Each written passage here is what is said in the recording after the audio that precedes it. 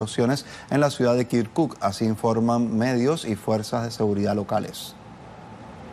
Desde distintas partes de la ciudad de Kirkuk, en el sureste de ese país, explotaron varios coches bomba, también diversos artefactos explosivos, en lo que parecía un gran atentado sincronizado, según reportan las autoridades. En ese sentido, desde la ciudad acusan a los miembros del grupo terrorista Daesh de realizar este tipo de ataques, aunque no se han atribuido todavía la acción. Recordemos que el grupo extremista ocupó varios territorios de Irak desde 2014, por lo cual las autoridades les acusan de este tipo de acciones, de este tipo de ataques.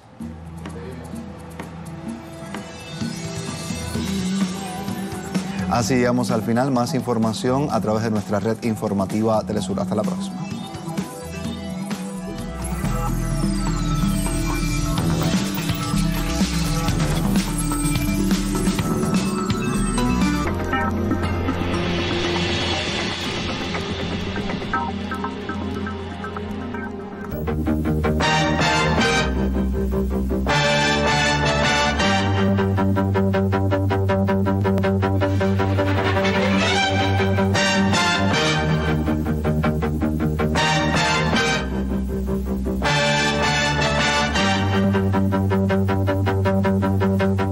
Salud amigos, tripulantes de nuestra querida, contaminada y única nave espacial. La misma que, desde la última vez que nos vimos por estos medios, ha dado otra vuelta sobre su eje imaginario y, por supuesto, sigue generando acontecimientos en pleno desarrollo. Eso amerita que para el análisis traigamos a personalidades de gran peso específico y de gran valor intelectual y además experiencia de vida y profesional. Y si no me ven de pie es porque tenemos un invitado. Quiero presentarles a nuestro invitado de hoy. Señor director, gracias.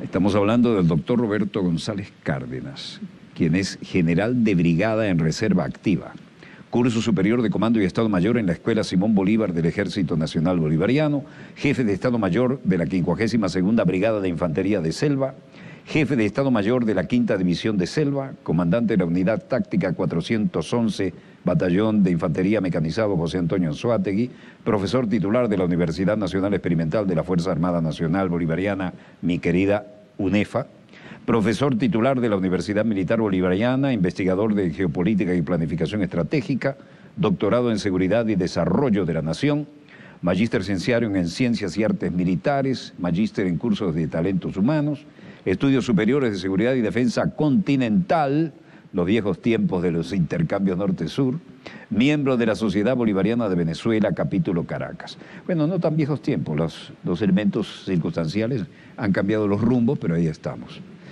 Bienvenido, mi general. Quiero comenzar, si con su permiso, mostrando un video para entrar en la materia muy delicada en la que usted es experto. Adelante, señor director. Desarrollo Estratégico Nacional Arco Minero del Orinoco, creada en 2016 y explotada desde 2017, es un área de Venezuela que contiene 7.000 toneladas de reservas de oro, cobre, diamante, coltán, hierro, bauxita y otros minerales. Tiene una extensión de 111.843 y fracción kilómetros cuadrados, o sea, 12,2% del territorio venezolano, duplicando a la faja petrolífera del Orinoco, rica en recursos minerales, situada en el estado Bolívar en su parte norte, y parte al noreste del estado Amazonas y parte del estado Delta Macuro, y con un potencial, según funcionarios de Venezuela, de unos 2 trillones de dólares, lo cual es un 60%, serán destinados a los programas sociales de Venezuela.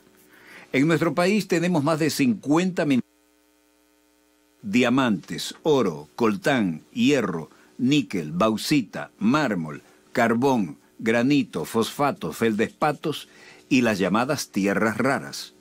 El portal chileno Crítica.cl, en referencia a lo declarado por el general Roberto González Cárdenas en este programa Dossier, que produce y presenta este servidor Walter Martínez en Venezolana de Televisión, indica, comillas, Venezuela no solo es la primera reserva de petróleo del mundo, con más de 490.000 millones de barriles de crudo, superior a la mitad de todos los países del Medio Oriente unidos, sino también la segunda reserva de gas del planeta, la primera reserva de oro, con más de 11.000 toneladas bajo su superficie, el segundo caudal de agua dulce más grande de la Tierra, la segunda reserva de coltán, oro azul o mineral de la muerte, la segunda reserva de uranio del mundo, y para mayor sorpresa, se ha detectado la reserva de thorium más grande sobre la faz de la Tierra,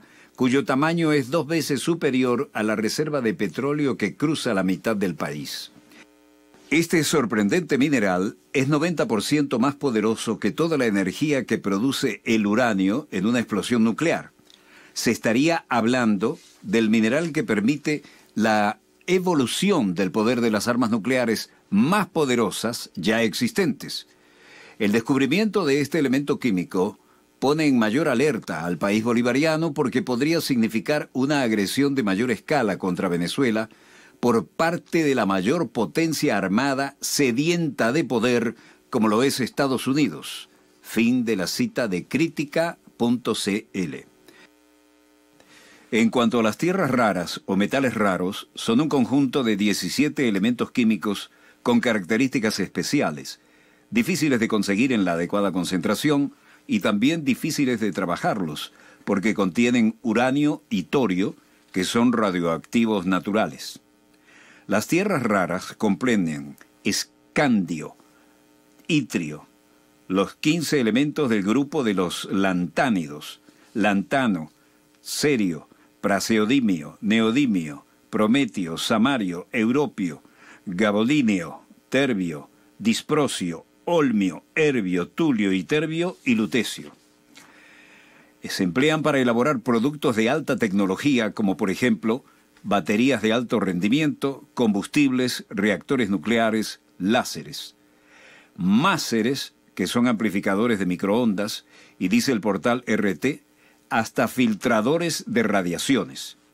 Importante aquí el rumor mediático que se refiere a que en el marco de la guerra comercial provocada por las agresivas acciones del presidente de Estados Unidos, Donald Trump, China podría dejar de exportar a Estados Unidos las tierras raras de las cuales tienen el 95% de la producción mundial y de las que también posee las mayores reservas mundiales.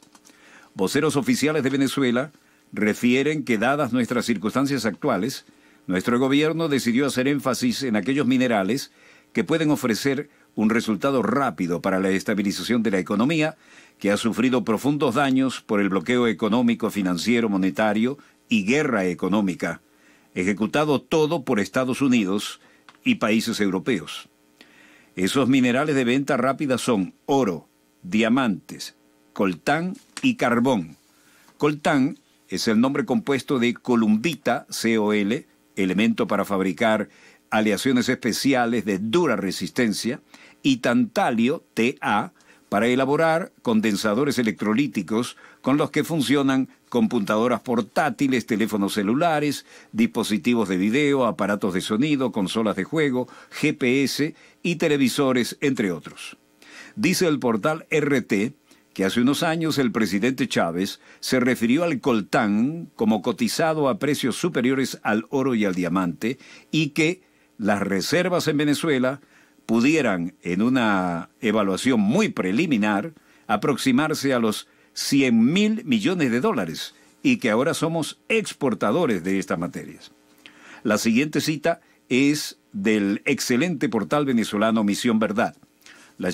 Las llamadas inversiones extranjeras y nacionales en el arco minero del Orinoco y los ingresos en divisas que por la vía de la extracción y exportación de esos minerales se busca que entren al país, se proponen soportar en el mediano plazo las cruentas consecuencias del asedio político y financiero que atestigua Venezuela hoy.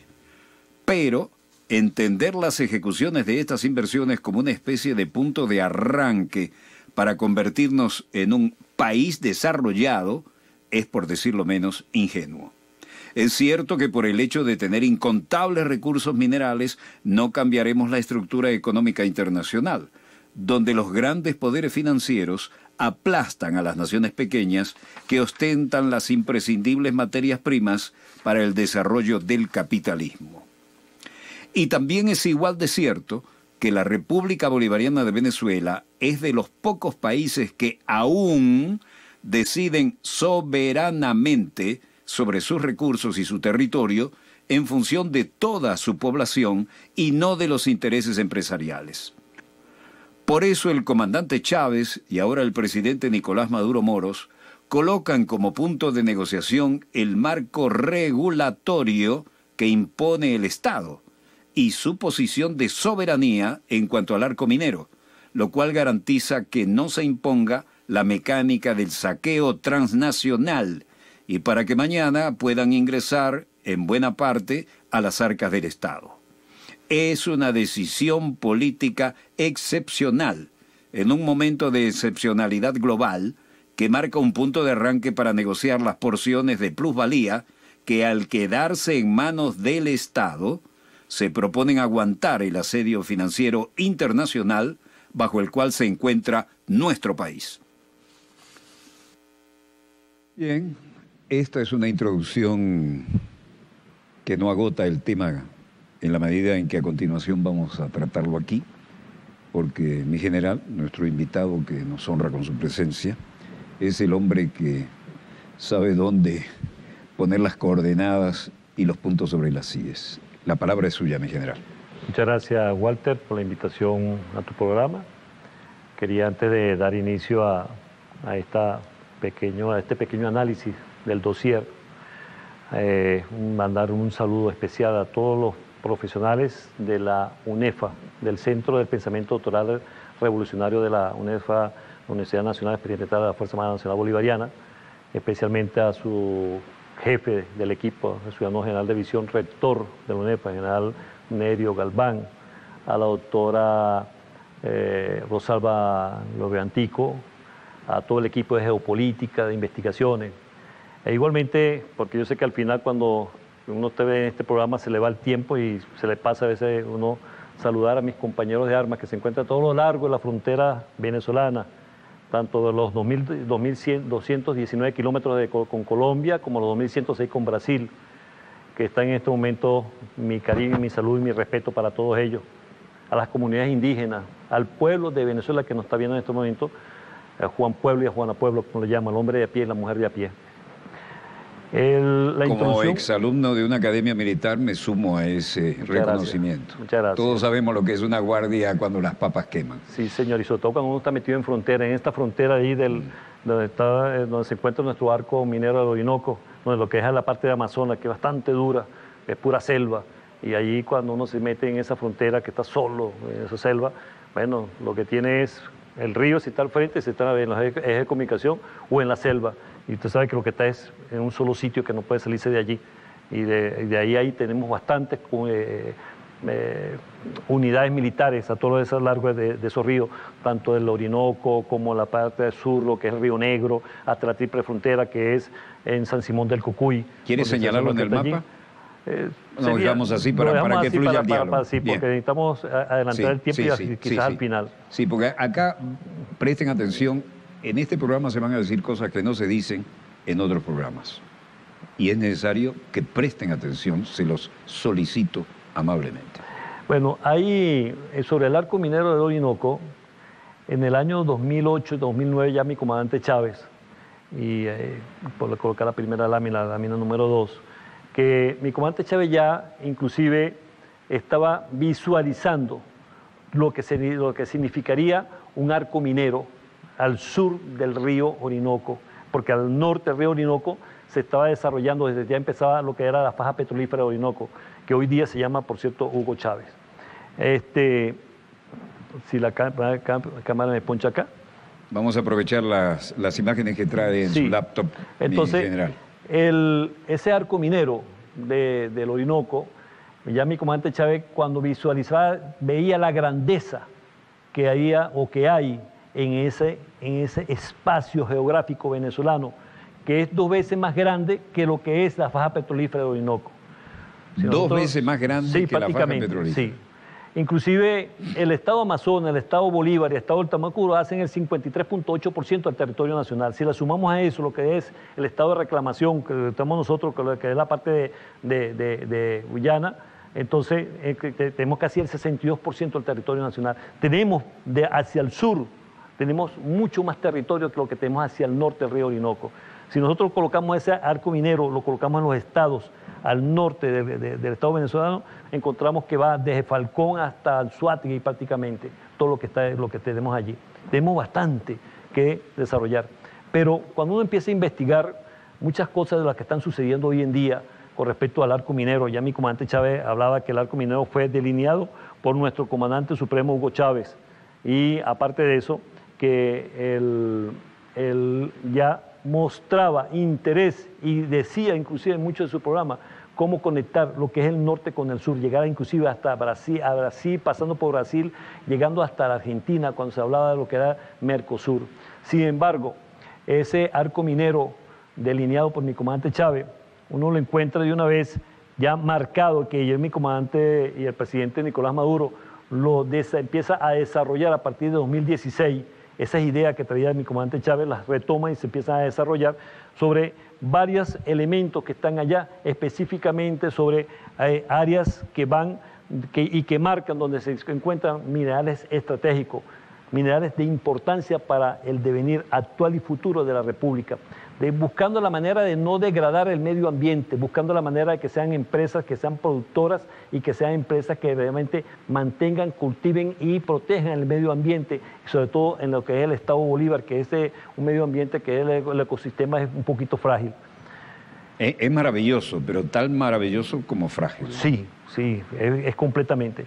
Pero buscando eso, buscando todo esto, lo que está allí, el desarrollo del arco minero y nuestro gobierno actual, trabajando inclusive por lo que se ha desarrollado últimamente con la pelea que existe o lo que es la confrontación entre lo que es Estados Unidos con China, específicamente sobre las tierras raras. Empezamos a investigar sobre específicamente las tierras raras, cuánto tenemos nosotros en tierras raras.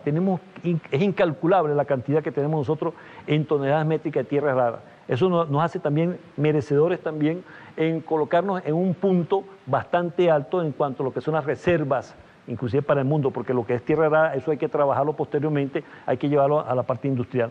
Y encontramos que hay una orden de la Agencia Nacional de Minería, resolución número 2/2012, por la cual se declaran y se limitan algunas áreas estratégicas mineras y adoptan otras de determinación.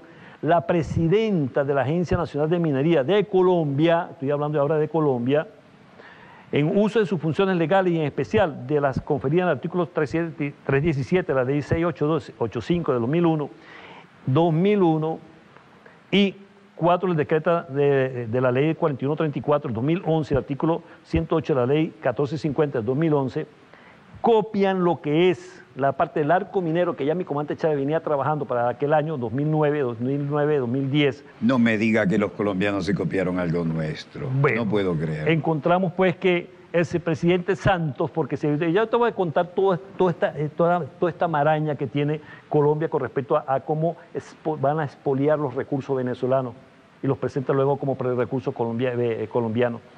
El presidente Santos desconcertó en la cumbre del ambiente en Río +20 cuando anuncia que va a crear un área estratégica minera en más de 17 millones de hectáreas en la gran parte de la Amazonía. Lo más desconcertante aún, que esta 17 millones de hectáreas. De hectáreas en la parte de la Amazonía. Estamos hablando... Es una bufonada. Ya te voy a mostrar el mapa, cómo ellos lo está planteado y qué es lo que está realmente detrás de todo esto. Buscando en la investigación, nos encontramos que desde el 20 de junio, la señora Beatriz Uribe, ¿le suena el apellido Uribe? Me suena. Ok, familia. Y el doctor Barito también. También, ok. Por ahí vienen ellos. El señor Iván Duque, que antes que se me olvide, su papá fue ministro de Minas de Belisario Betancur. O sea, hay una conexión que está dada por la parte minera. ¿Ok? El señor Uribe, salen unas fotografías que vi por allí, abrazado del señor Pablo Escobar Gaviria. Eso lo grabamos al final del programa, lo que se llaman los antivalores, que se nos quiere también meter hacia acá, hacia Venezuela. Entonces tenemos que la presidenta de la Agencia Nacional de Minería firmó una resolución donde se reservan 17 millones de hectáreas en la Amazonía, Orinoquia y Chocó, como áreas estratégicas mineras. El gobierno solo autoriza la explotación a las empresas que cumplan las mejores condiciones técnicas. ¿Cuántas empresas están allí? Una sola. Todas las demás fueron sacadas. ¿Adivina de dónde es? Cuéntenos. De Norteamérica. Entonces seguimos. ¿Cuántas bases gringas tienen los colombianos? Bueno, fíjate lo siguiente. Y después volvemos a esto, ¿no? Sí, pero vamos a hacer un pequeño inciso. De actualizar. Ok, fíjate lo siguiente. Ellos plantearon inicialmente 7 bases gringas. Le anexaron 2 al final, van 9, supuestamente 9. Pero cuando uno empieza a sacar las cuentas, no le cuadran. Inclusive yo he sacado cuentas, bueno, este es gringa, esto es gringa, esto es gringa. Y es más, con estas cartas que están acá, que ahorita vamos a ver estos mapas que están acá, encontramos una cantidad de bases que están allí. ¿Cómo cuántas? Para a mi entender, y asumo la responsabilidad de lo que estoy diciendo, que hay 17 bases norteamericanas allá, sobre todo en el lado de Colombia. La hermana Cuba sufre por Guantánamo y es una. Y esta gente se baja los pantalones con 17 bases. 17 bases.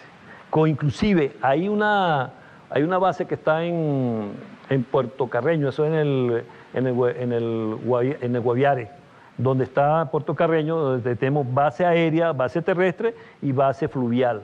Se me ocurre que eso es contra nosotros, ¿no? Completamente. O sea, es muy mal pensado. Eso es una parte de lo que se llama el asedio que existe actualmente contra Venezuela. Entonces vamos a ver lo que es la violación del derecho internacional y lo vamos a ver más adelante también con todo esto que está sucediendo. Entonces tenemos ahorita, y si me ponchan lo que es la lámina número 6, por favor, para que la gente lo vea, lo que ellos plantearon también en el 2012, un área también de lo que sería el arco minero, pero no venezolano, sino el arco minero colombiano. ¿Dónde empieza y dónde termina? ¿Desde cuándo tiene tanta minería como para un arco?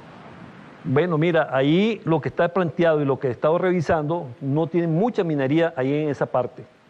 Sin embargo, en esa zona como tal, que está allí, que ese arco minero que agarra el departamento del Guaviare, del Guainía, al sur, lo que es Amazonas, de varios departamentos más.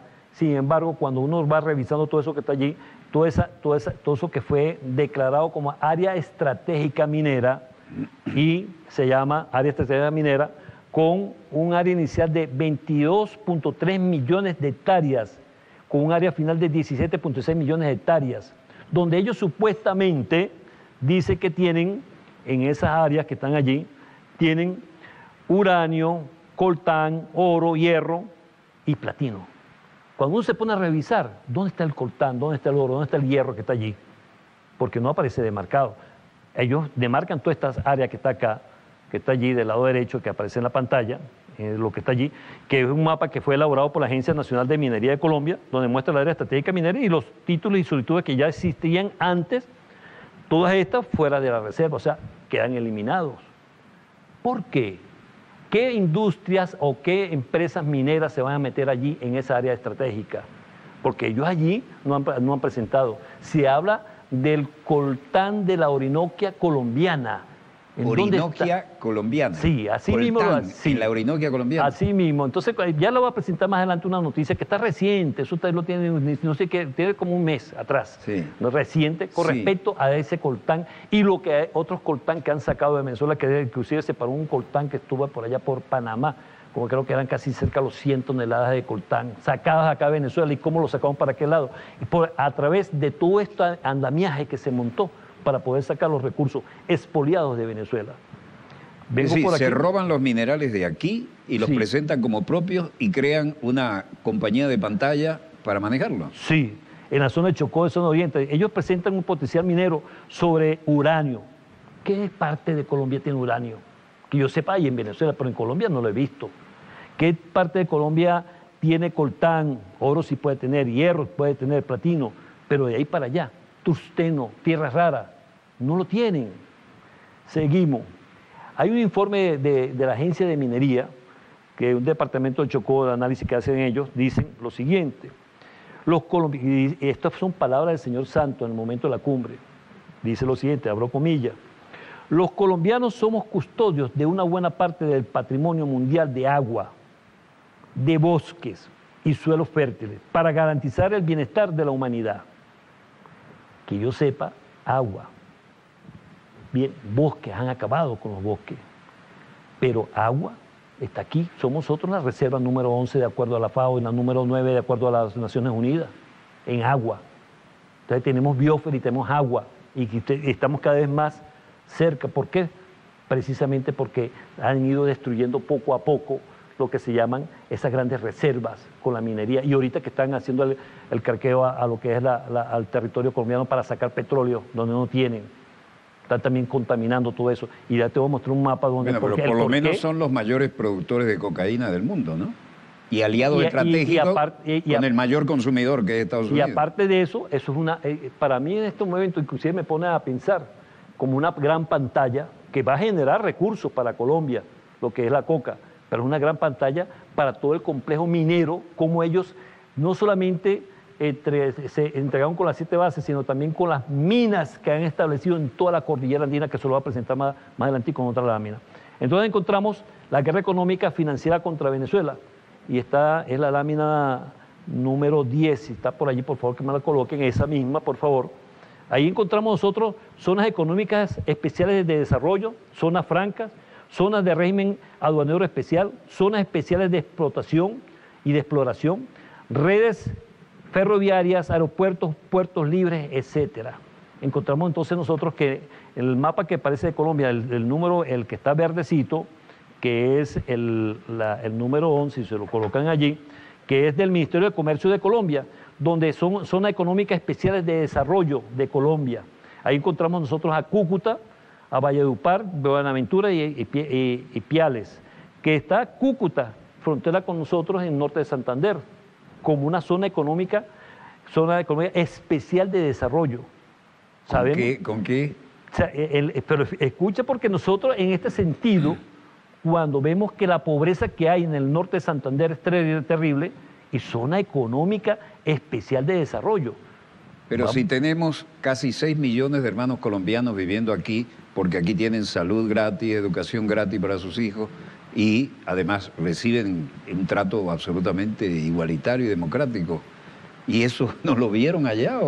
Bueno, es que, mira... ¿Por qué no les dijeron, quédense aquí que les vamos a dar lo que les da Venezuela? Porque realmente, Walter, fíjate lo siguiente...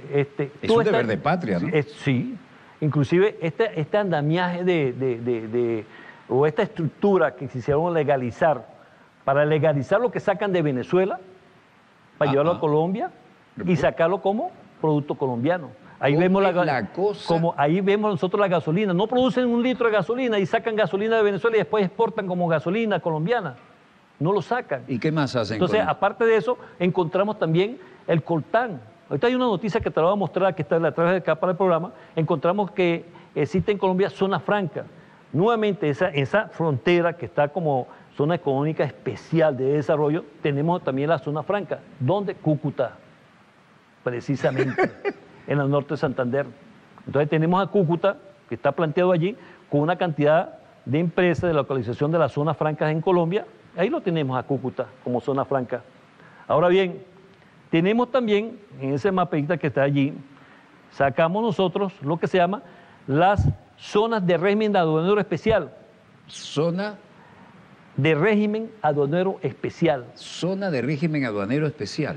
Nuevamente Cúcuta. Ah, caramba. Encontramos allí, aparte de tener arriba la parte de la Guajira, donde está lo que es, que va hacia la parte de la Guajira, allí se encuentra Maicao, que está allí. Célebre Maicao. El célebre Maicao. Pero tristemente célebre a veces. Sí, pero en sí, como tal, con una zona de régimen aduanero especial, tenemos que es una zona franca, tenemos a Cúcuta. Seguimos. Y encontramos también, dentro de esto, que existen zonas especiales de exportación. Nuevamente encontramos nosotros a Cúcuta, todo pegado con Venezuela. ¿Y qué exportan? Yo quiero saber qué carrizo están exportando, pero que lo que están exportando son los productos venezolanos. Seguimos y encontramos nuevamente también en esto lo que son las zonas especiales de exportación, redes ferroviarias, aeropuertos, puertos libres. Encontramos arriba Maicao, encontramos nuevamente a Cúcuta, encontramos lo que es en el Arauca, para allá abajo, lo que es el Apure con la zona que está en frontera con Colombia, y encontramos un barquito que aparece señalado por allí, que es en Puerto Carreño, para lo que es la extracción. Mi pregunta es, todo eso que va a salir por allí, ¿por dónde va a salir? Porque de ahí para arriba, si vamos aguas arriba, es el río Orinoco, y si es aguas abajo, es río Orinoco nuestro. ¿Por dónde van a sacar toda esa cantidad de supuesta zona minera, estratégica minera? Va a salir todos esos recursos, porque ese es territorio venezolano, a menos que estén pensando en lo que se llama, en aquella operación que lo hemos dicho aquí, que es secesionar al territorio que hace con todo lo que es la zona, lo que es el sur del Orinoco, Amazonas, Bolívar y Delta, para ellos poder sacar todos los recursos que están en nuestro arco minero, porque del otro lado no lo tienen. Encontramos más adelante, entonces, lo que son una noticia, y creo que es la número 21, si la quiere, para que el público que nos está viendo la pueda leer, ¿no? Dice lo siguiente: autoridades italianas decomisan carga de coltán venezolano. Fiscalía italiana investiga por violar leyes de uso de energía nuclear. 5 toneladas de mineral coltán venezolano fueron decomisadas en Italia. 5 toneladas. No es que te estoy llevando un kilito, ni al mercadito de coltán. No, son 5. Estamos hablando de 5.000 kilos. 5.000 kilos. Ese es uno de los cargamentos de tantos que han salido por allí. Pero resulta que el Ministerio Público en Trieste, Italia, ordenó la incautación del mineral de baja radioactividad extraído en Venezuela y transportado desde el puerto de Cartagena, Colombia, según reseñó Benpress el 9 de abril de este año. Eso fue el mes pasado. Entonces estamos viendo cómo están expoliando los recursos venezolanos, que son del arco minero venezolano, lo pasan a Colombia, con todo este andamiaje que montaron ellos para legalizar, así como sacan la gasolina, así como sacan los productos venezolanos de lo que es la minería, poderlos transportar a través del suelo colombiano, llevarlos por los puertos de Cartagena o de lo que es el Pacífico, es decir, productos made in Colombia, y resulta que son productos venezolanos extraídos de nuestro suelo venezolano. Por Buenaventura también los exportan, entonces, el Pacífico. Sí, por allí va saliendo todo, porque inclusive ellos lo marcan allí en uno de sus mapas. Esto nos quiere decir a nosotros que el modus operandi de la fuga de billetes de bolívares, de 100 bolívares, también se encuentra metido dentro de todo este proceso. ¿Cómo el billete de 100 bolívares? También se metido lo que se llama la fuga de nuestra moneda venezolana como tal. Explíquenos eso, mi general. Bueno, fíjese lo siguiente. El Sistema de Reserva Federal de Estados Unidos contrata organizaciones no gubernamentales para empezar a incautar lo que se llaman nuestros billetes. Posteriormente, estas organizaciones no gubernamentales, a través de grupos de venezolanos y colombianos, extraen lo que es el papel moneda del país hacia la frontera colombo-venezolano. Posteriormente, esos billetes que son extraídos van a galpones en ciudades fronterizas. Posteriormente son transportados a Suiza, Polonia, Ucrania, República Checa y Macedonia, para que al final del proceso sería la repatriación de capitales hacia el sistema financiero venezolano para apoyar diversas actividades como el terrorismo. Cuestiones estas que, si tú te pones a ver en todo lo que es en este modus operandi de la fuga de billetes de 100 bolívares. Yo vi una foto y no la podía creer, y está coincidiendo con lo que usted me dice. Breve interrupción, porque nunca vi una habitación llena de fajos de billetes ordenaditos como si fueran ladrillos, casi hasta el techo. Sí, eso es cierto. Ese es el asunto. Ese es el asunto. Ahí, inclusive en la frontera, se han mostrado muchas veces galpones full de billetes de Venezuela, o sea, del cono monetario venezolano. Mira, Walter, fíjate lo siguiente, y rapidito te voy a comentar algo.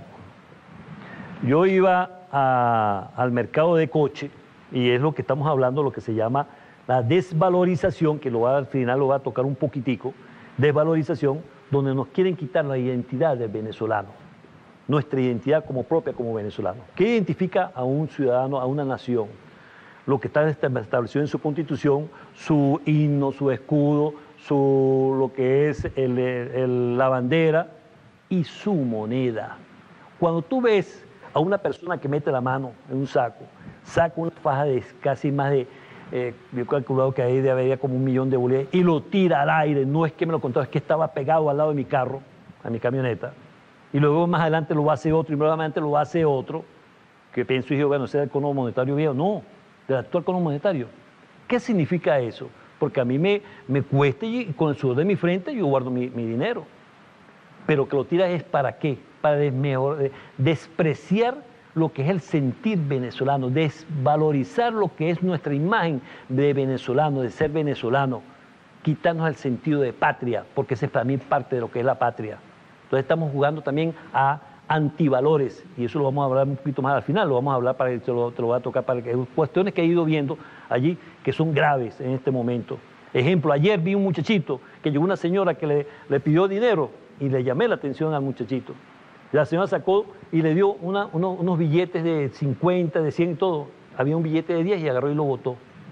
Y lo llamé y le dije al niño, ven acá, ¿usted sabe con cuánto sacrificio esa señora se ganó esos 10 bolívares y se lo dio a usted porque era un niño, se lo regaló y usted lo bota, lo desprecia? ¿Por qué? El niño me dice, eso no vale nada. ¿Quién le dijo a usted que no valía nada?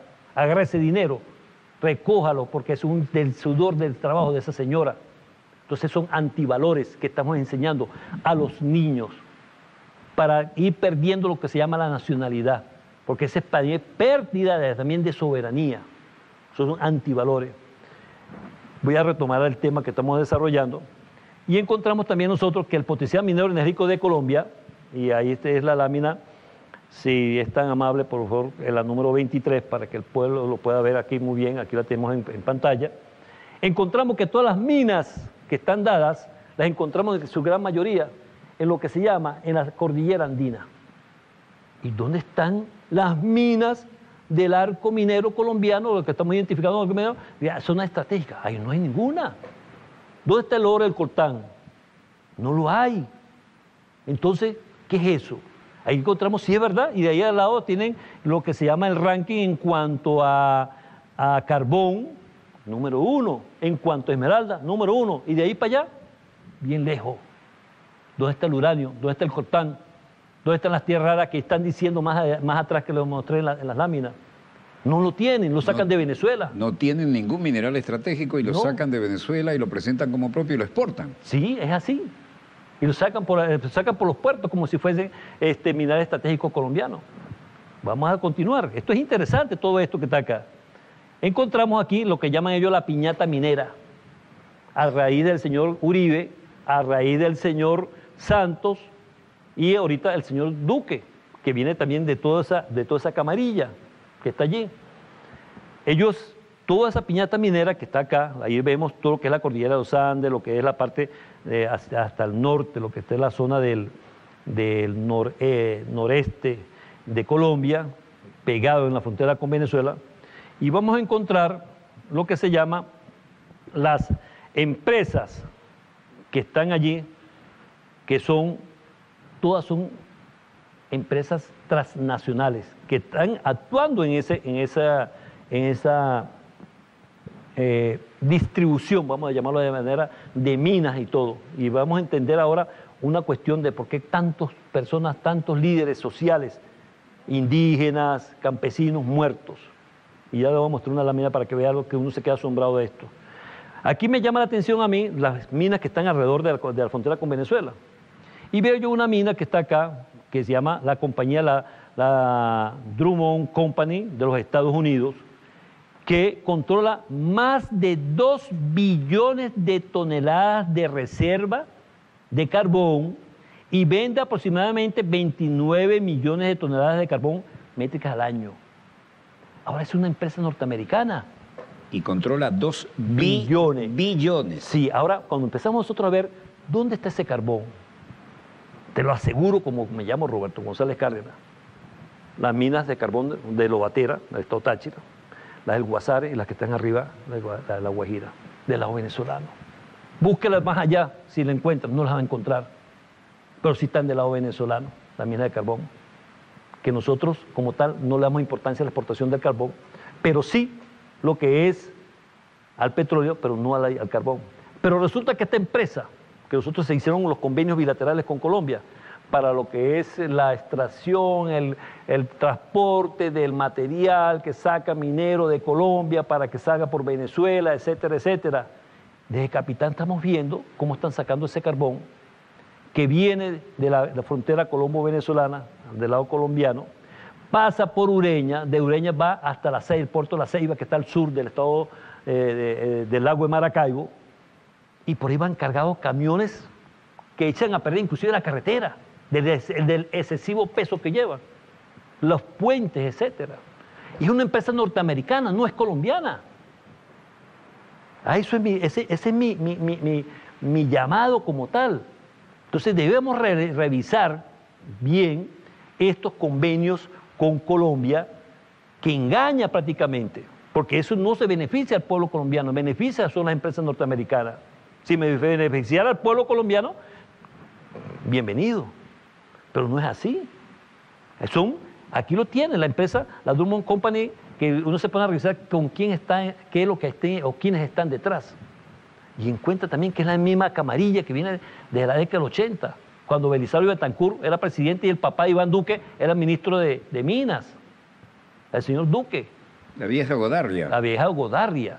Y las minas de oro que aparecen allí y todo, son subsidiarias o son sucursales de unas minas de las empresas que están en el Canadá o están en Europa, pero están en Colombia, y ahí está metido lo que se llama la vieja Godarria en compensación con esas minas que están allí, en compañía, en asociados, como dicen.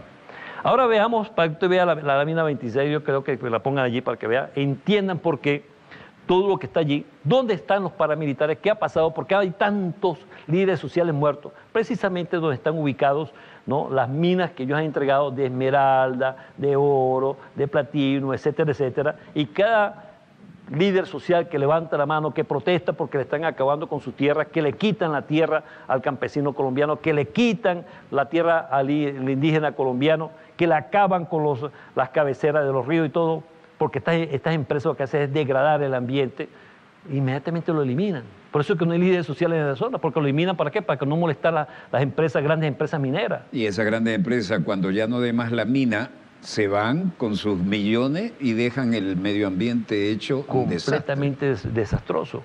Entonces encontramos aquí las áreas, como lo dice aquí la leyenda, que son las masacres que ha habido en toda esa zona, precisamente donde están ubicadas las minas que han sido entregadas a las empresas transnacionales.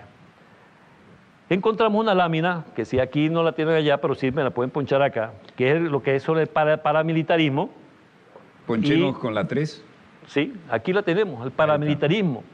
Aquí el paramilitarismo, tenemos lo que son las rutas de extracción de mercancía, de minerales de Venezuela hacia Colombia, y tenemos las rutas que son del narcotráfico en azul, aquí identificadas. Todo lo que está en rojo o anaranjado es territorio venezolano. Sí.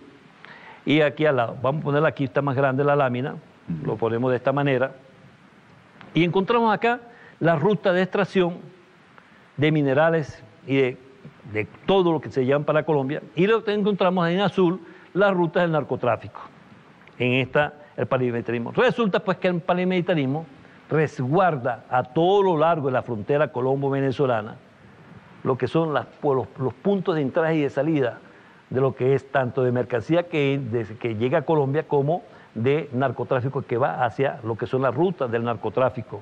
Y la vamos a encontrar acá, que es la ruta del narcotráfico, como lo vemos aquí en estas láminas, y no va a hacer mucho hincapié de ella porque nos interesa en este momento lo que es la minería, pero sí están marcadas dentro de este contexto de lo que se ha marcado ellos para lo que es los puertos libres, zona franca, donde existen ordenanzas especiales para lo que es la explotación minera, que también son usadas para otras cuestiones que no son muy santas ni muy delictivas.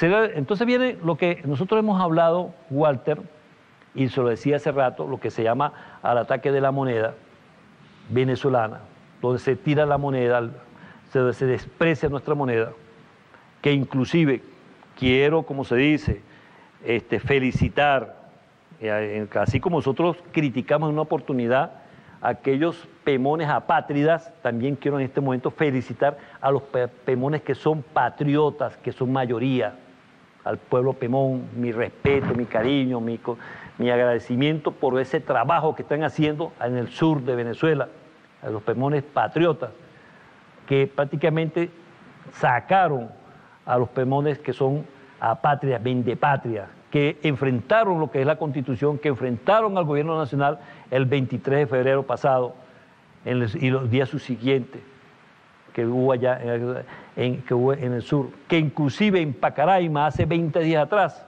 estaban celebrando lo que se llama la muerte del Bolívar.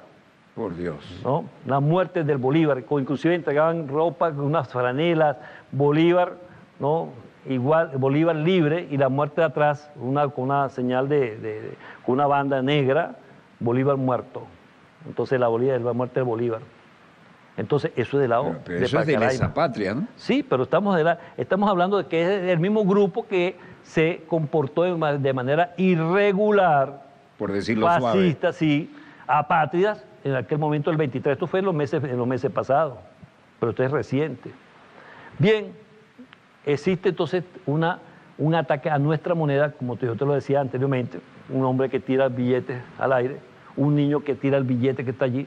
Entonces estamos hablando de ataque a lo que son los valores nacionales, a los valores de lo que se llama, de lo que es la soberanía como tal, valores que están instituidos en nuestra Constitución, desde el punto de vista constitucional. Pero no solamente eso, estamos viendo también entonces ataques a los valores de la familia, porque cuando tú ves a niños jugando, hubo una noticia la semana pasada donde el CICPC tuvo que intervenir en un colegio porque están jugando lo que se llama un juego que se inventó por ahí, el mono espacial o algo así, que son lo agarran con algún autosuicidio y todo ello.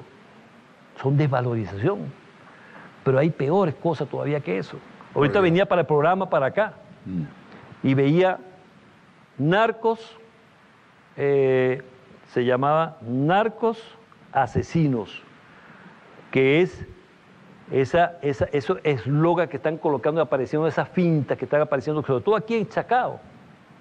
Venía para acá para el programa y lo vi, mira, Narcos Asesinos, pintado allí, en las bancas y en las paredes. ¿A qué se debe eso? Si hay una película del héroe de Colombia, como ellos lo llaman, del narco, de Pablo Escobar Gaviria, para ellos es un héroe, y como Pablo Escobar Gaviria es su héroe, entonces están los antivalores. Y invito al pueblo de Venezuela, métase por internet y busquen aquel famoso tango que tú debes acordarte de lo que se llama Cambalache, de señor Discépolo. Discepolín. Sí, 1936. Sí, unas letras durísimas. Que es cuando... Pero son un retrato social. Completamente. La descomposición de la sociedad como tal. La vemos al lado en Colombia. Escuchamos el tango, que es lo mismo ser derecho que traidor, donde dice este señor en su composición, donde dice que es la inmundicia. Hoy resulta que es lo mismo ser derecho que traidor. Exacto. Y el que no llora no más. Así mismo. El tango Discépolo era la pintura de la circunstancia vivencial. Y sus letras son duras, pero era el gran poeta del tango. Cambalache se llama. Sí. Para que quieran meterse por internet, lo busquen, Cambalache. Busquen ese tango. Para que lo escuchen. Y no olviden que la comparsita, que es el himno mundial de los tangos, es uruguaya. Sí. Como Gardel, nacido en Tacuarembó, hijo, él nunca lo negó. Andaba con ciudadanía argentina, pero decía, nacido en Tacuarembó, Uruguay. Una historia que no viene al caso. Pero ya la trataremos nuevamente. Bueno, fíjate que ese tango habla tanta realidad sobre lo que está sucediendo en el lado del hermano país colombiano, de lo que está sucediendo arriba en los Estados Unidos, donde también la descomposición social, tú ves donde entran niños con armas, atacan una escuela, una descomposición social también. Por eso es que a veces, y ya salió el Cambalache del siglo XXI, por cierto, que lo canta un español. Sin embargo, cuando uno ve que son los ataques a los valores, a la nación venezolana, nosotros vemos que es también el ataque al derecho internacional. Vemos como un barco que no es de guerra, pero es una fragata que es guardacosta, penetra en nuestro mar, y es como si no hubiese pasado nada. Y Venezuela reclama. ¿Dónde está el derecho internacional? Bueno, le dedicamos medio programa, es decir, una media hora a ese tema. Sí, señor, yo lo vi. Y ese no es ningún barquito guardacostas, ese era un buque de guerra pintado de blanco y con las rayas diagonales. Exacto. Y vino a probarnos. Sí, señor, eso era una provocación como lo habían hecho siempre, lo hicieron el Maine, allá en Vietnam, lo que hicieron en Pearl Harbor, todos son provocaciones. La voladura del Maine en La Habana, Completamente. liquidaron a sus propios marinos para tener el pretexto de intervenir. Bueno, lo que pasó en la Embajada de Venezuela en Washington, Walter, donde se viola el derecho abiertamente. ¿Quién dijo algo? En la nariz del Congreso y del Ejecutivo, ¿no? A 300 metros de la Casa Blanca. Es impresionante. ¿No? Se viola la Embajada de Venezuela. ¿Y qué pasó? ¿Dónde está el derecho internacional? Ustedes estamos encontrando entonces valores, antivalores que están surgiendo. Vemos lo que está sucediendo en China, que sería interesante, un buen programa, y te recomiendo a la doctora Loventico, que es excelente en esa área, que inclusive pues, que trabaja con nosotros en la parte de investigación en la universidad. Tomamos nota. Sí, y aparte de eso, Walter, entonces la penetración del buque norteamericano, la violación del derecho internacional en cuanto a la embajada venezolana, el asedio a nuestra nación, el robo. La embajada no hay manera de tapar eso. Eso es una degradación absoluta. Bueno, pero con el energúmeno en la Casa Blanca, que además, como el cargo de presidente viene con el comandante en jefe, él quiere ejercer de comandante en jefe. Ese no se va, vamos a decirlo en criollo, sin echar un vainón. Bueno, tenemos el cerco que se le está planteando a Venezuela, es inhumano.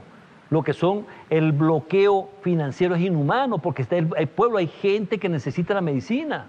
Pero y no no nos bloquean. Se roban nuestro oro y nuestros depósitos hechos en bancos en el exterior. Y aparte de eso, se están robando los minerales por Colombia y salen para allá como si fuesen tierra rara, coltán, todo lo que vea de oro y lo demás, lo que está allí. Existe una planificación meticulosa con respecto a Venezuela, con respecto al ataque a Venezuela. Y el mismo Kurtik, el excomandante del Comando Sur, lo decía: vamos a desintegrar las familias, vamos a quitarle los cerebros a Venezuela. Y hubo una campaña internacional donde le decían al venezolano 20 para Chile, 20 para Perú, 20 para Colombia, pero sin medir lo que iba a pasar allá el hombre y la mujer que se iba de Venezuela buscando horizonte por una promesa falsa. ¿Se creen que todos son tan generosos como los venezolanos? Yo tuve 5,5 millones de colombianos aquí, Walter. Recibiendo salud y educación gratis y viviendas regaladas por el gobierno, muchos de ellos. Sí, entonces... ¿Dónde en Colombia han dado salud y educación gratis a un venezolano o le han regalado una casa? Jamás, jamás. Ahí está el maltrato al venezolano que va a Colombia. La pobreza que hay en el norte de Santander es terrible. En La Guajira nos han muerto niños de hambre por no comer, porque no le dan comida. Aparte de eso, Walter, para ir ya finalizando. Minuto final. Sí. El traidor Santander sigue galopando. Sí. Mi comandante en jefe, presidente Nicolás Maduro, la estrategia que usted ha establecido en esta guerra, en este conflicto, es la más acertada. Cuando usted dice calma y cordura y nervios de acero, es lo más acertado. En un conflicto, una guerra, nadie gana, todo el mundo pierde, es perder, perder.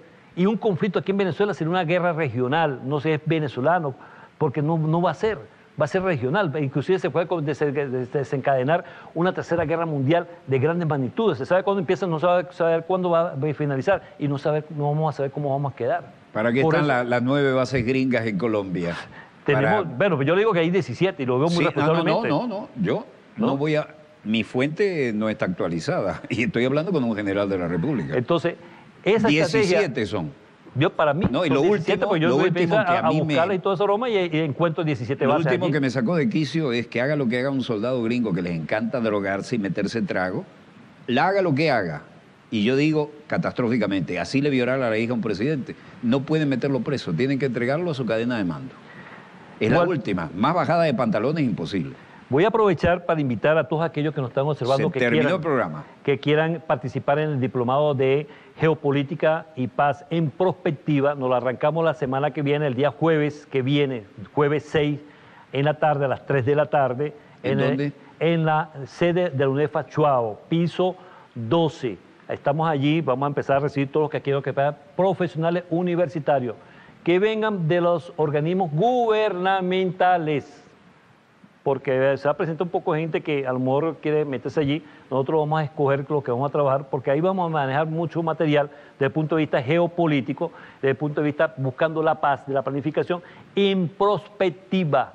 Entonces, es un gran diplomado, son 120 horas y invito a todos aquellos que quieran participar. Una vez más rapidito, en la UNEFA, mi querida UNEFA. Sí, el día jueves 6 a las 3 de la tarde, piso 12. Bien, muchísimas gracias. Permiso para continuar, Miguel. Muchas gracias. Donde quiera que se encuentren de ese lado del receptor, muchas gracias por permitirnos estar allí con ustedes. Desde el estudio 3 de Venezolana de Televisión, finaliza otro dossier con los acontecimientos en pleno desarrollo. Y vaya lo que se ha sabido hoy y se ha confirmado hoy. Disponga usted de las cámaras, señor director.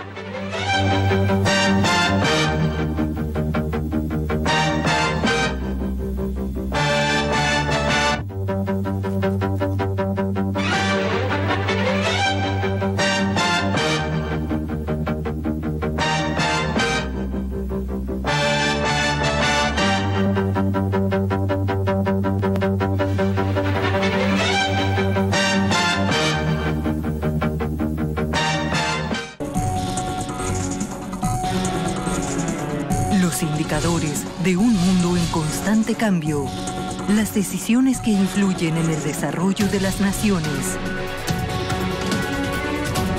2 emisiones y un punto de vista diferente para analizar el impacto económico. En junio, vive la emoción informativa en Telesur. Que busca Estados Unidos promoviendo un golpe de Estado en Venezuela, la respuesta la encontramos en la propia historia, ¿no? ¿Cuáles han sido las consecuencias? Venezuela, el golpe que no fue. Acompaña a los pueblos indígenas de la comunidad de Pataxó en su lucha por la reivindicación de sus derechos en Brasil.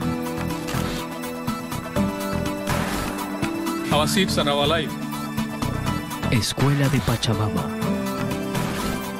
Exprésate. Este 16 de junio, Guatemala decide. Disfruta lo mejor del fútbol latinoamericano en la Copa América. En junio, te traemos más información, más vivencias, siempre mirando hacia el sur. Solo por Telesur, la señal informativa América Latina. Innovación, ciencia, los avances tecnológicos y su influencia en la sociedad. Viajeros del saber, el futuro está aquí. Atomun. Sábados, solo por Telesur. Reportajes Telesur presenta. Y el plan violento que ejecutó nuevamente la oposición venezolana quedó atrás.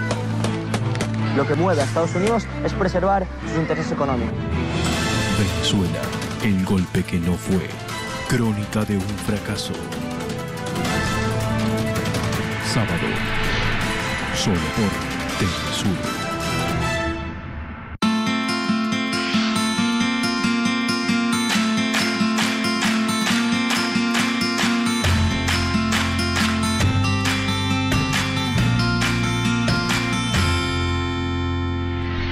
Rendimos tributo a las culturas, a los creadores y los cultores.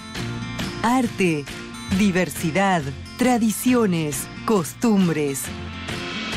Eso somos. De lunes a viernes, solo por Telesur.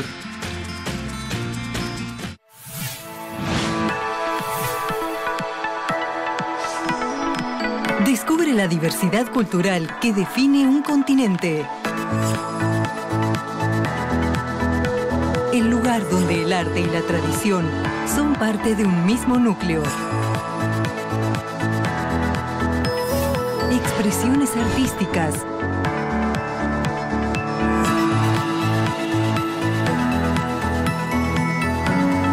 valores,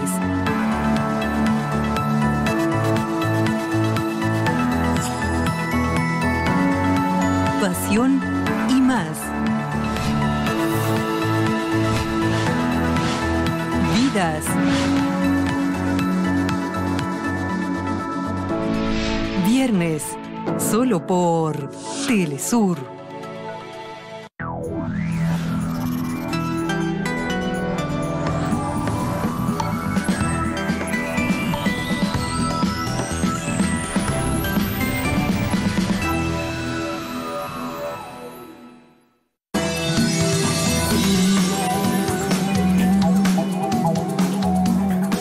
Titulares. Jesús Santrich en libertad en entrevista exclusiva para Telesur. El congresista de la Fuerza Alternativa Revolucionaria del Común confirmó que conocía sobre la intención de su extradición cuando iba a ser liberado el pasado 17 de mayo.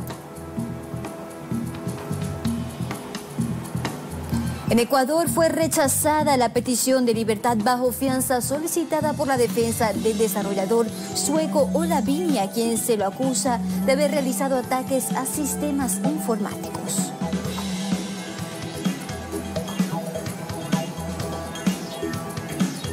Continúa el paro.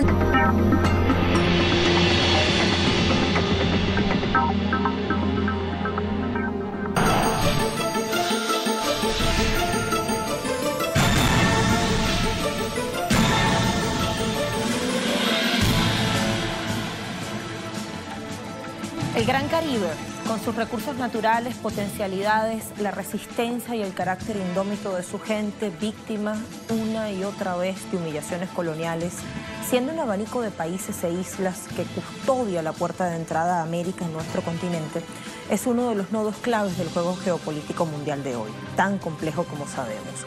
Dentro hay países asediados como Cuba, Venezuela y Nicaragua por tener gobiernos anti-hegemonía estadounidense. En ese contexto, toda organización multilateral que aporte al blindaje regional merece ser analizada. Hoy, ¿de qué hablamos? Organización Aduanera del Caribe, salto aduanero y comercial en el Gran Caribe, nos preguntamos. Desarrollamos nuestra jugada crítica desplegado hasta el tablero.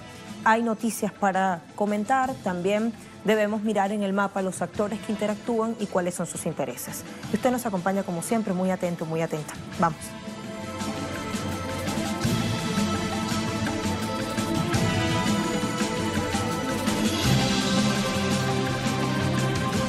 Les decía, hay noticias. Bueno, vayamos a eso en nuestra primera jugada. La semana pasada, del 22 al 24 de mayo, sesionó en La Habana, Cuba, con la participación de delegaciones de una treintena de países, la conferencia anual del Consejo del Caribe para la aplicación de las leyes aduaneras. Durante la ceremonia inaugural de esta, que fue la 41ª conferencia anual, fue firmada el acta constitutiva o el convenio fundacional de la Organización de Aduanas del Caribe. Allí poníamos su sigla OAC, con la visión de que entrará en funcionamiento pleno a comienzos del próximo año, es decir, 2020. El objetivo es que el naciente ente cree todos los mecanismos jurídicos que sean necesarios para fomentar una mayor colaboración entre las aduanas caribeñas, que son las que hacen posible, entre otras cosas, el comercio, el intercambio exterior, así como aunar esfuerzos en seguridad fronteriza, comercio y relaciones con los socios de la región y fuera de ella. Cuba, y esto es un dato importante que nos va a permitir desarrollar en el análisis, incluida de lleno en esta naciente OAC, por vez primera fungió como país sede de una reunión del Consejo del Caribe, aunque mantiene lazos con las aduanas caribeñas de muy vieja data, desde hace más de 4 décadas. Sucede que acude siempre en calidad de invitada porque cláusulas establecen que se requiere del voto unánime, es decir, de la aprobación de todos los integrantes para un nuevo ingreso, y Estados Unidos siempre se ha opuesto. Sumamos las voces de una representación de este encuentro.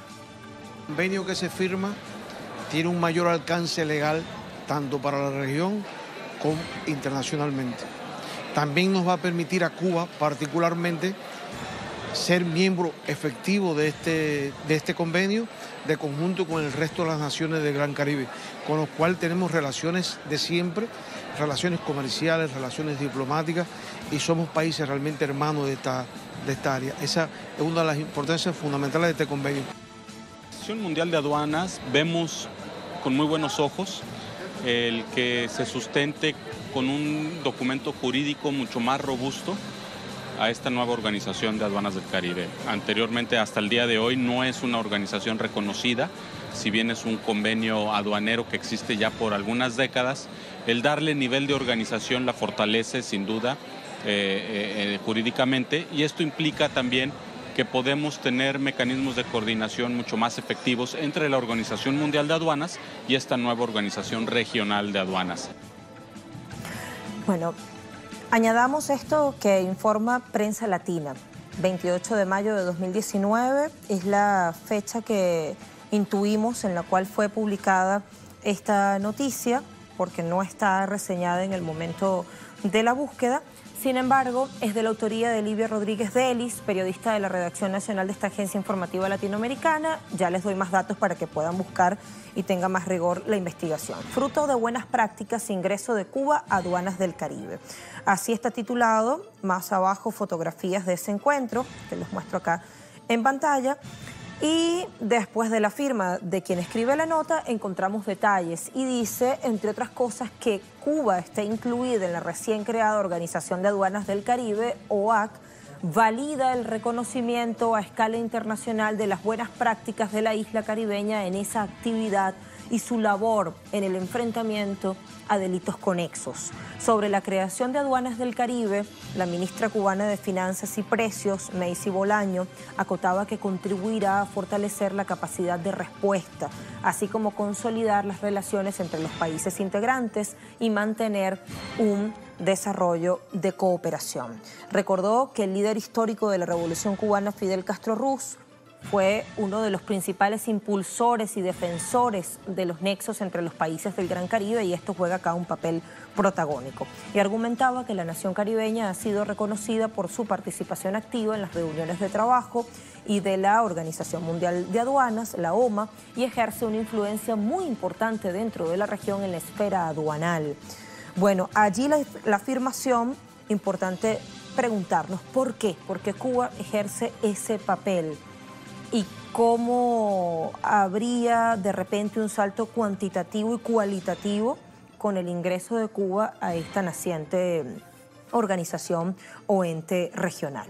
Bueno, para la mirada más amplia tenemos este análisis escrito por Aníbal García Fernández, es máster en estudios latinoamericanos, investigador del Centro Estratégico Latinoamericano de Geopolítica, CELAC. Justamente ese es el portal o el sitio web donde está publicado esto que se llama Reordenamiento Estratégico en el Caribe, y dice: el Caribe está en disputa desde hace 5 siglos y ese supuesto continúa válido para el presente, para el siglo XXI. Históricamente la región ha sido considerada la llave de entrada para América Latina y no será distinto en la disputa geopolítica actual. Las estrategias en materia de seguridad, de lucha contra el narcotráfico, así como la promoción de inversiones en infraestructura y energía renovable de parte de Washington, pretende contrarrestar las inversiones y presencia china en la región. De esto hablábamos ayer, ¿lo recuerdan?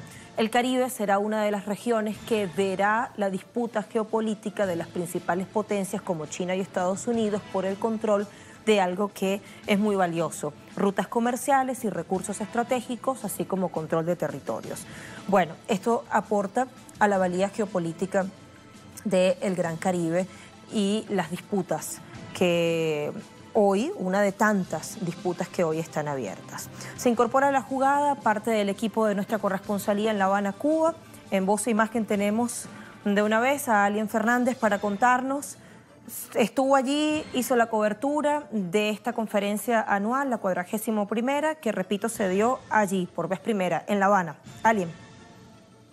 Hola, un gusto saludarte. Efectivamente, el pasado 22 de mayo, La Habana fue el escenario de la constitución de la Organización de Aduanas del Caribe y Cuba se convirtió en uno de sus 39 miembros. La nueva organización regional entrará en funcionamiento a inicios del 2020. La misma debe crear mecanismos que propicien una mayor colaboración entre las aduanas caribeñas. También está llamada a trabajar por la seguridad fronteriza y las relaciones con los socios regionales y de otras partes del mundo. Durante la ceremonia, el jefe de la Aduana General de la República de Cuba, coronel Nelson Cordobés Reyes, estampó la primera rúbrica del documento en el contexto de la realización en Cuba de la conferencia anual del Consejo del Caribe para la aplicación de las leyes aduaneras. También en ese momento la ministra de Finanzas y Precios de Cuba, Macy Bolaños, destacó el carácter estratégico de la unidad y denunció el recrudecimiento del bloqueo económico, financiero y comercial de Estados Unidos contra la isla desde hace casi 60 años. Por primera vez, Cuba, La Habana, sirve de escenario para este Consejo del Caribe sobre aplicación de las leyes aduaneras, pero recordemos que la cooperación aduanera de Cuba con el Gran Caribe comenzó en los años 70. El Consejo del Caribe para la aplicación de las leyes aduaneras surgió en 1989, sin embargo Cuba nunca llegó a integrarlo por el marcado injerencismo de las administraciones estadounidenses. El más reciente ejemplo es la activación del título 3 de la ley Helms-Burton, que permite recobrar propiedades a empresas demandadas en Estados Unidos tras un legítimo proceso de nacionalización llevado por la Revolución Cubana. Gracias, Alien. Hasta pronto. Bueno, tratando de conectar una cosa con otra, una noticia con otra, ya van a ver de qué se trata. Nos preguntamos en el equipo de investigación de la jugada crítica si acaso el surgimiento, la emergencia, es decir, la salida a luz de una organización aduanera del Caribe con la personalidad que ya puede describirse con estos elementos fundacionales, blindaría a países como Cuba y Venezuela frente al recrudecimiento de esa práctica estadounidense de imponer sanciones, medidas restrictivas y en definitiva bloquear a estos países para aislarlos. Es bastante complejo porque estamos viendo que Estados Unidos hace parte del Consejo de Aduanas del Caribe o del Consejo del Caribe para la aplicación de leyes aduaneras, digo el nombre correcto, incluso bloquea o bloqueó durante años el ingreso de Cuba a esa instancia, como ya decíamos, y además están también territorios dependientes de países europeos y de algunos gobiernos de ese continente, también sabemos la postura al respecto. Igual vamos a analizarlo, lo tenemos ahí en la mesa, primera pausa de la jugada, no se vaya, vamos al contacto de nuestros analistas. Ya venimos.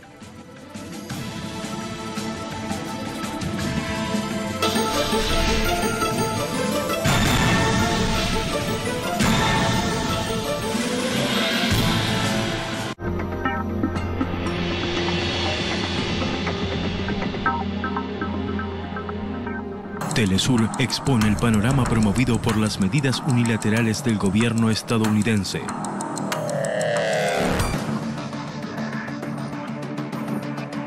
Cinco graves plagas y epidemias han azotado a nuestro ganado, a nuestras plantaciones y, lo que es peor, a nuestra población. Debido al bloqueo, las sanciones unilaterales impuestas por Estados Unidos, cada día es más difícil para nuestro gobierno adquirir medicamentos. Que en este momento tan difícil decirle al mundo queremos vivir en paz y en libertad. Una programación para evidenciar las agresiones contra el pueblo en resistencia. Crímenes del bloqueo. Solo por Telesur.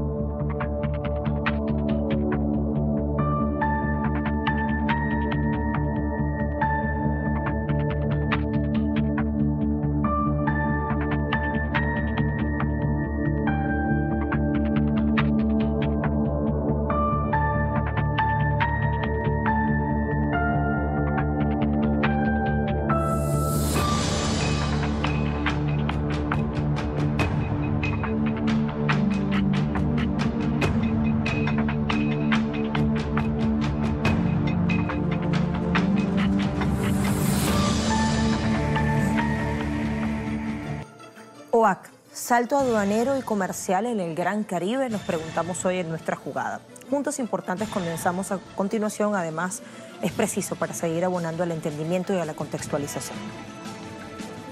Desde 1970 se desarrolla la cooperación aduanera en el Gran Caribe. El 7 de noviembre de 1989 surgió el Consejo del Caribe para la aplicación de las leyes aduaneras y se mantiene en desarrollo paulatino. El hecho de que un convenio aduanero de vieja data adopte el estatus de organización y además incluya en su seno a Cuba, tan activa en estos retos pero sin la posibilidad de ejercer como integrante pleno del Consejo, porque Estados Unidos con su veto lo ha impedido, considerando que se requiere el sí unánime de los miembros. Permite intuir que se trata de un reconocimiento tácito de las buenas prácticas de la isla en la materia y la posibilidad de que haga parte de las alternativas para enfrentar con mayor solidez el bloqueo que aplica Estados Unidos contra la isla, y esta vez con mayor saña que en administraciones anteriores, lo cual envía a un abismo incierto el proceso de reanudación de las relaciones que había comenzado entre estos dos países en diciembre de 2015 con los expresidentes Raúl Castro Ruz y Barack Obama. Y se habla de recrudecimiento de un bloqueo activado hace casi 60 años, porque recientemente el gobierno de Donald Trump decidió activar el título tercero de la ley Helms-Burton, con lo cual se permite que se presenten en suelo estadounidense demandas contra empresas que operan en propiedades confiscadas en Cuba, aunque sean de terceros países. La ley ha sido criticada por más de 400 líderes del mundo, quienes señalan que es violatorio del derecho internacional.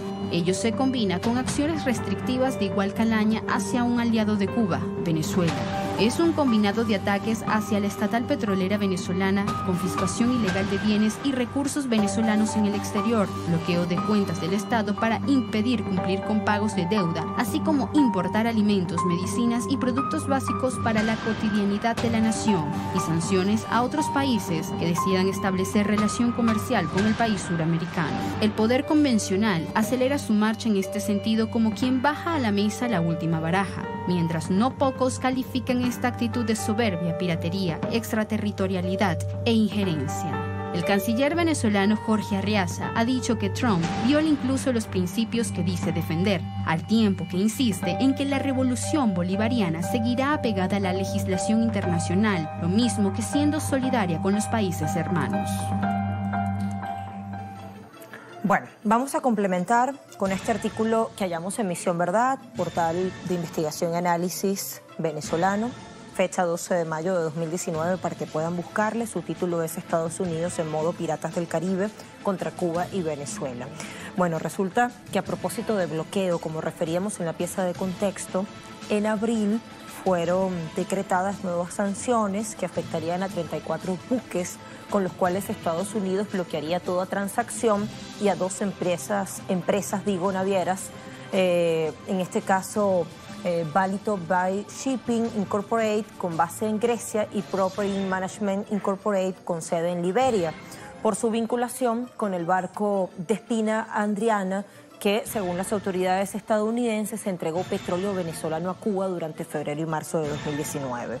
Entre las sancionadas está, con sede en Majuro, en las Islas Marshall, es la propietaria de la embarcación Ocean Elegance, que entregó crudo desde Venezuela a Cuba desde fines de 2018 hasta marzo de 2019. Y la segunda, con sede en Monrovia, Liberia, dueña del buque León Díaz, también usado entre fines del año pasado y marzo del presente para llevar crudo venezolano a la isla caribeña. Para que ustedes imaginen el carácter extraterritorial y la dimensión, la magnitud de la política estadounidense. Y les decía, estamos tratando de conectar una noticia con otra. El nacimiento de una organización como la Organización Aduanera del Caribe, con la posibilidad de blindar a varios países de esta región, que hace parte del umbral de la geopolítica presente, ante la política restrictiva o sancionatoria de Estados Unidos, de la administración de Donald Trump. Así que se piensa que esta organización naciente, la OAC, la Organización de Aduanas del Caribe, que se espera esté operativa plenamente a comienzos de 2020, podría ser uno de los elementos de muralla, de blindaje de países del Gran Caribe que, como tantos otros del otro lado del mundo, están siendo víctimas de las políticas de restricciones y de bloqueo que aplica históricamente Estados Unidos y aliados, y que en este presente se recrudece como una jugada in extremis. Hablamos de Cuba, de Venezuela, de Nicaragua. En el caso de Cuba y Venezuela, que han sido víctimas de unas medidas que apuntan a más cerco financiero, económico y comercial. Caso Cuba, lo que escuchábamos, activación del título tercero de la ley Helms-Burton. Vamos a oír a varios que hacen parte de la vocería oficial de la Mayor de las Antillas. Dice que tenemos soldados en Venezuela, que somos además un estado que genera desestabilización en el continente. Trump alega que nosotros estuvimos en el ataque sónico a sus diplomáticos. Trump y su administración utilizan todas las clases de mentiras, engañan al pueblo norteamericano, engañan al mundo para tratar de justificar esta política hacia Cuba. Está preparado para afrontar cualquier medida de endurecimiento del bloqueo o incluso de puesta en aplicación de nuevos elementos de la ley Helms-Burton. Bueno, sumo la voz de nuestra invitada para este segmento. Conecta con nosotros desde Ciudad de México, Josefina Morales. Es doctora en estudios latinoamericanos, investigadora, titular del Instituto de Investigaciones Económicas IEC de la Universidad Nacional Autónoma de México, UNAM. Hace parte también de la dirección de la Sociedad de Economía Política y Pensamiento Crítico de nuestra América Latina. ¿Cómo está, Josefina? Qué gusto tenerle. Entiendo que ahora por la vía telefónica, porque no tenemos la imagen completamente nítida, pero qué bueno que podamos comunicarnos. Yo quiero primero preguntarle desde su visión como investigadora latinoamericana, ¿qué significa en este contexto actual que se cree que nazca una organización de la talla de la Organización de Aduanas del Caribe, con lo poco que tenemos todavía a mano, porque suponemos que en lo que vayan pasando los días tendremos muchos más datos? Bueno, lo primero hay que reconocer que en medio de este recrudecimiento de la política imperial fascistoide encabezada por Donald Trump, nuestra América avanza, sobre todo encabezada por Cuba y Venezuela. Yo diría que hay que recordar que desde la desintegración de la Unión Soviética, Cuba lleva a cabo una estratégica política de internacionalización, de diversificación de su comercio exterior, al tiempo que impulsa una y otra vez la integración de nuestra América. Recordemos que en 1994 se creó la Asociación de Estados del Caribe con 25 miembros, donde Cuba está presente.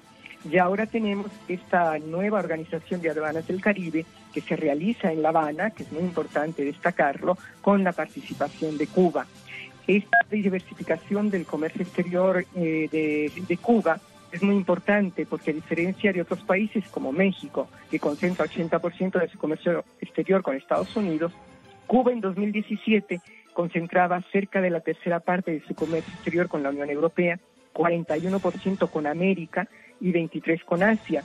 Y por países lo concentra en Venezuela por el petróleo, pero en segundo lugar y muy destacados China, España y Canadá, y en un siguiente nivel Brasil, México y los mismos Estados Unidos. Entonces Cuba ha logrado esta internacionalización, diversificación de su comercio exterior y aparte, además de sobrevivir a todos estos ataques permanentes, obsesivos del imperialismo norteamericano, su reconocimiento pleno en el resto de los países del mundo y de nuestra América es muy importante, y de eso forma parte esta participación en la Organización de Aduanas del Caribe y particularmente el que se haya realizado en La Habana. Entonces, el comercio exterior para el Caribe, para Cuba en particular, es muy importante, y esta Asociación de Aduanas del Caribe, tenemos que tener presente que el Caribe es una región estratégica, geopolítica del mundo para Estados Unidos y sobre todo para los mismos países caribeños. Entonces, en este caso, desde luego, este reconocimiento de la política internacional de Cuba, en particular de su política de ejercicio, digamos, del más alto nivel profesional, del intercambio comercial con las aduanas, se reconoce con esta participación y la realización de esta organización en La Habana. Le pregunto, Josefina, ¿por qué estratégico el Caribe como región, hilando con la idea que desarrollaba en esta primera respuesta? Bueno, estratégico es para el Atlántico, le decimos el mar Mediterráneo también, ¿no?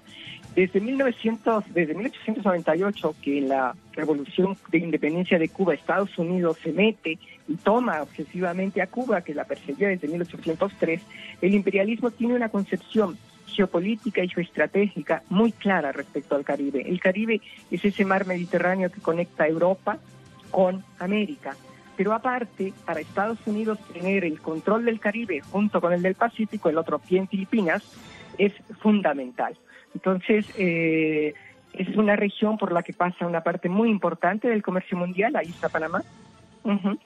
Es una región rica en petróleo, es una región a nivel de las islas del Caribe rica en su diversidad cultural, pero sobre todo desde el punto imperialista y desde el punto de los países centroamericanos, el papel que puede desempeñar esta región estratégica, insistimos, por este paso entre Europa y Estados Unidos, esta conexión hacia el Pacífico vía Panamá o vía cualquier otro intento de conexión interoceánica, pues es fundamental y es lo que le da el carácter de geoestratégico y de luego tener un papel muy importante en la geopolítica mundial y particularmente de Estados Unidos. Entiende, y siempre la valía geoestratégica, geopolítica explica muchas cosas, ¿no? De las que están ocurriendo en el presente y por qué se abren ciertas disputas. Ahora, usted nos ha hablado de algunos números en materia de comercio exterior, sobre todo hacia la comparativa con Cuba y otros países de la región. Le pregunto, ¿cuáles son los rasgos identitarios que podemos tener hoy de las prácticas aduanales o aduaneras en el Gran Caribe? ¿Hay algo allí que nos pueda dar luces de cómo está eso en el presente? Pues mira, lo que yo insistiría, en el Gran Caribe además tenemos todas las islas, México, parte desde luego de Estados Unidos, y Venezuela. Y Colombia, todo Centroamérica. Entonces, primero tener lugar de cómo esta región, Estados Unidos la toma de esta manera tan obsesiva, geopolítica, imperial, porque es su patio trasero para ellos, ¿no? El Caribe y México, no se diga, ¿no? Entonces, el entender el papel que juega en el comercio internacional en particular, esta región, pues es muy importante. Y insisto, por ahí tenemos tanto Panamá como el comercio de Europa hacia México o hacia Estados Unidos. Si bien hay que tener muy, muy claro ese mapa y cuáles son, digamos, los límites y las conexiones hacia Europa, hacia el Atlántico y hacia el Pacífico de la región. Es por ello que es tan importante sus dimensiones geoestratégicas y geopolíticas. Estados Unidos tiene muy claras desde 1803 que persigue la anexión de Cuba y la subordinación de Cuba, y no se diga el señor Mahan, el gran estratega geopolítico imperial de finales del 19, en toda su concepción de lo que es el Caribe. Entendimos al principio, en su primera respuesta, que efectivamente el nacimiento de la Organización de Aduanas del Caribe, de esta alianza, de esta asociación nueva que incluye plenamente a Cuba, sí es efectivamente una alternativa frente a esa política de recrudecimiento del bloqueo a países como Cuba y Venezuela. Quisiera una reflexión al respecto porque vemos a un gobierno legislando prácticamente contra el mundo, que agrede la soberanía y la libre autodeterminación de países de manera discriminada, aviesa, y hay una institucionalidad mundial que calla eso, y eso es silencio cómplice. En ese sentido, mientras tengamos instituciones que estén al servicio de esos intereses, ¿es posible pensar en ese blindaje como alternativa? ¿Qué análisis hace, Josefina? Bueno, lo primero que tenemos que ver es, yo diría que la situación de Estados Unidos y del mundo en perspectiva histórica. Estamos en un momento que se acentúa la pérdida relativa de la hegemonía norteamericana. Su conflicto con China es fundamental de la guerra comercial, y detrás está una guerra por la hegemonía y por el control de las futuras tecnologías que están llamando a la puerta. Entonces, lo que tenemos también es que este Caribe, este escenario, esta región, es centro de la disputa entre esa pérdida de hegemonía entre Estados Unidos y China, que está ahí presente. Entonces, la inversión china, sea en Cuba, sea en Venezuela, sea en Centroamérica o sea en México, es mal vista por Estados Unidos. En el tratado, en la próxima versión, la segunda versión del Tratado de Libre Comercio en México, se prohíbe que se tenga relaciones con países que no son de mercado. Esto es, entiéndase, China, según Estados Unidos, ¿no? Entonces, esto hay que ponerlo en este contexto de perspectiva histórica, de pérdida de hegemonía norteamericana, y al mismo tiempo de una aguda contradicción y lucha por esa misma hegemonía.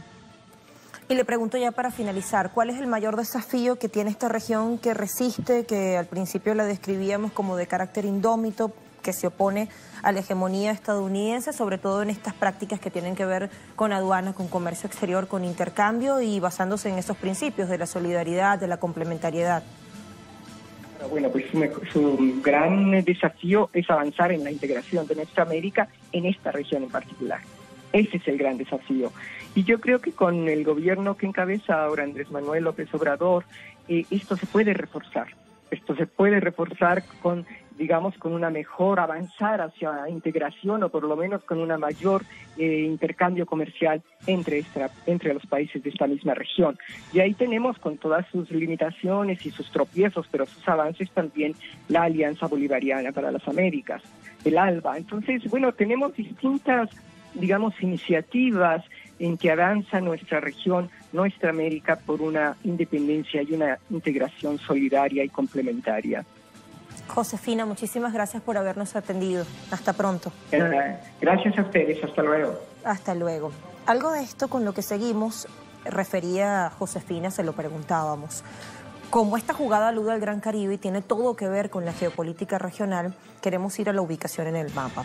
Entrada a América, escudo de ella, pasadizo marítimo hacia el Atlántico que conecta comercialmente a Sudamérica con Estados Unidos y Europa, región clave para posicionamiento militar y mercado estratégico en lo energético, económico, comercial y financiero. Los primeros colonialistas que invadieron y se encargaron de arrasar con todo lo que encontraron a su paso, gente, recursos y territorios, rápidamente identificaron que quien dominaba este mar tenía el control del continente entero. Veamos. Gran Caribe, región conformada por el Mar Caribe, sus islas, países y costas que rodean a este mar. Está situada al sureste de América del Norte, esto es Golfo de México y toda la frontera marítima sur de Estados Unidos, al este de América Central, incluyendo una de las salidas del estratégico Canal de Panamá y toda la costa norte de América del Sur. Tiene una superficie de 2.754.000 kilómetros cuadrados y alberga a casi 44 millones de habitantes. En el siglo XX se le dividió en 4. Caribe insular o etnohistórico, sinónimo de las Antillas y de las West Indies, hasta las Bahamas y la Gran Bermuda. Caribe geopolítico, que agrupa el Caribe insular y América Central. Cuenca del Caribe, incluye a Belice, Honduras, Nicaragua, Guatemala, Costa Rica, Panamá, Colombia y Venezuela como países de tierra firme. Conforma el semicírculo occidental y meridional. Caribe cultural o afroamericano, por último. Islas, archipiélagos, cayos y jardines agrupados en Antillas mayores y menores constituyen el semicírculo septentrional y oriental. Son Cuba la más grande, Jamaica, Haití, República Dominicana, Puerto Rico, Islas Vírgenes, Islas de Barlovento y Sotavento y Barbados, terminando con Trinidad y Tobago frente a la costa nororiental de Venezuela. Además están las Lucayas e islas como Aruba, Bonaire, Curazao al norte de la Venezuela central e Islas Caimán, Turcas y Caicos al oeste de Jamaica. Desde que los europeos tocaron estas tierras, el Gran Caribe se convirtió en pieza fundamental de su expansión colonialista. Fue el lugar inaugural del contacto con un universo desconocido lleno de riquezas que robaron hasta el último aliento. Producto de la colonización europea, específicamente de Francia, España, Países Bajos y Reino Unido, y de Estados Unidos inmediatamente después, es una región multiétnica, pluricultural y plurilingüe. Se habla español, inglés británico y estadounidense, francés, creol y neerlandés. La importancia geopolítica del Gran Caribe radica en su posición estratégica, en pleno corazón del continente americano, que lo ubica en el camino de las comunicaciones aéreas y marítimas con el hemisferio sur. Además, el Mar Caribe, su mar, es abierto y sirve de encrucijada entre los 4 puntos cardinales. Para Estados Unidos, especialmente el Caribe, es un centro de vital importancia geopolítica que debe dominar por todas las vías para asegurar su predominio sobre la región. Allí la relevancia clarísima. Vayamos a más. ¿Cómo es la integración regional en el Caribe? De eso también queremos tener el mapa. Pausa, la última que hacemos, y vamos al encuentro de nuestro invitado que ya nos espera del otro lado del estudio, como siempre. Ya venimos.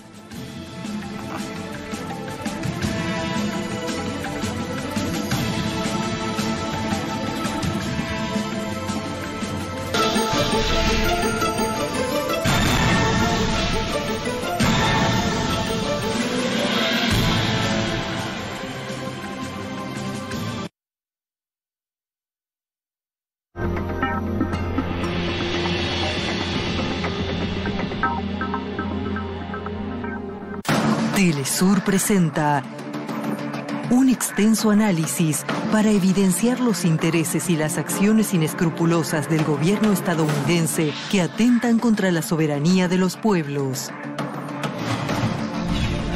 Es una lucha por la soberanía, por la independencia plena, intelectual y de su propia identidad nacional y territorial.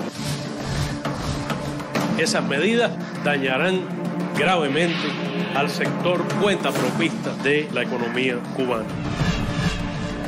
Nuestra América es un territorio en disputa, pero en Venezuela es una disputa que se suma que ese pueblo, debajo de sus pies, tiene las reservas de petróleo más importantes de este mundo.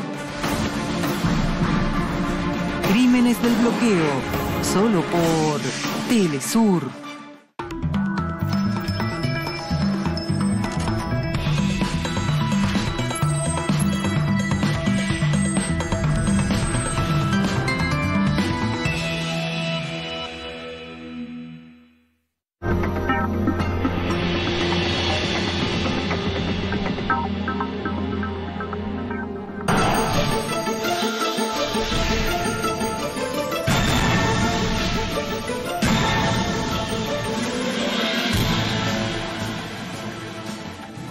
Bueno, hoy estamos hablando de la Organización Aduanera del Caribe y nos preguntamos si acaso es un salto cuantitativo y cualitativo en lo comercial y lo aduanero en el Gran Caribe como región de gran valía geopolítica. Una pincelada sobre la integración caribeña es lo que sigue y conectamos con nuestro invitado.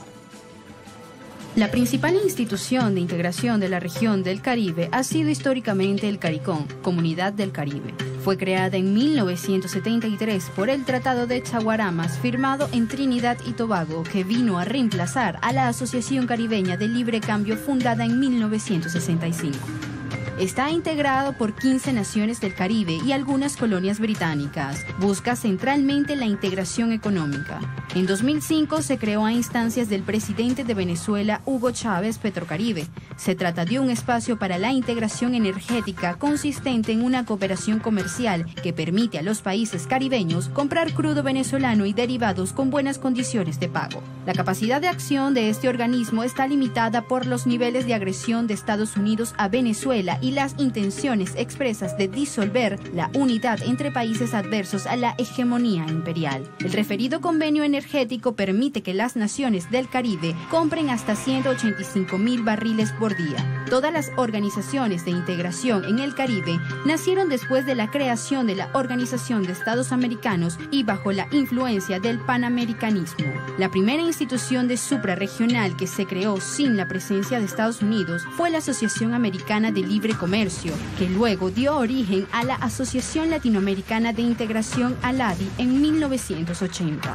También como organismo suprarregional está el CELA, Sistema Económico Latinoamericano y del Caribe, creado en Caracas en 1975 para promover un sistema de consulta y coordinación de condiciones estratégicas comunes en materia comercial y económica. Bueno, sumo para la continuidad del análisis a Ernesto Wong Maestre, politólogo, analista internacional y profesor universitario. ¿Cómo está, profesor? Encantado de estar aquí con ustedes, ¿no? El placer es compartido. Usted me decía, mientras escuchábamos la pieza de contexto, tal vez unos minutitos antes, que considera que hay que darle significación en todo este contexto a qué es una aduana. Adelante. Sí, yo creo que sería interesante que entendamos, ¿no? Que se comprenda que la aduana es el eje que media en las relaciones económicas, comerciales, de cooperación, cualquier tipo de relación que implique no solamente mercancía, sino también hasta vehículos, sí, porque todos pasan por aduana, y las personas incluso. Entonces, al tener estas aduanas, que son de tres tipos, ¿no? Hay aduanas de salida, cuando se exporta, pero también hay aduanas de paso, por donde pasan mercancías que van hacia un destino. Y las de llegada. Y las de salida. Hay tres tipos de aduanas, claro, las de salida, las de paso. Esto quiere decir que cuando veamos la parte geopolítica, sí, no solamente es el área del Mar Caribe y las islas, sino que todos los países que tienen costa hacia el Caribe, si participan de esta organización, tienen que cumplir lo que se establezca para las aduanas en esa organización. Entonces estamos hablando de toda una población más allá de los 44 o 48 millones que tienen en el Caribe, sí, las islas y los países que forman parte del Caribe, sino también los que hacen costa. Toda la población de México, incluso la población de Estados Unidos, porque claro, tienen que pasar por las aduanas cuando haya movimiento, ¿no? Las funciones que tienen las aduanas son muy importante para comprender el significado que tiene la Organización de Aduanas del Caribe, que es lo que se ha creado ahora el 24 de mayo, y que forman parte los países que tienen intereses en el Caribe. Por eso la significación geopolítica tiene una amplitud muy grande, ¿no? ¿En qué sentido? Por producto de, primero, por el espacio.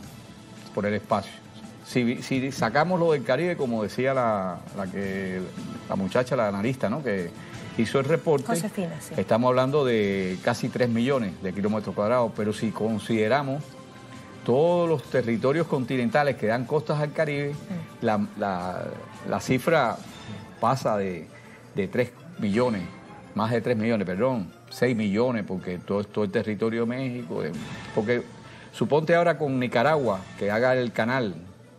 Todo lo que pasa por el canal pasa por las aduanas. Lo que pasa por los canales, el canal de Panamá pasa por las aduanas que pertenecen a la organización del Caribe Aduanas, ¿no?, la OAC. De aquí también vemos por qué Estados Unidos siempre tuvo a Cuba fuera de la CAL. La CAL, que es un consejo, ¿no?, para establecer las leyes aduanales.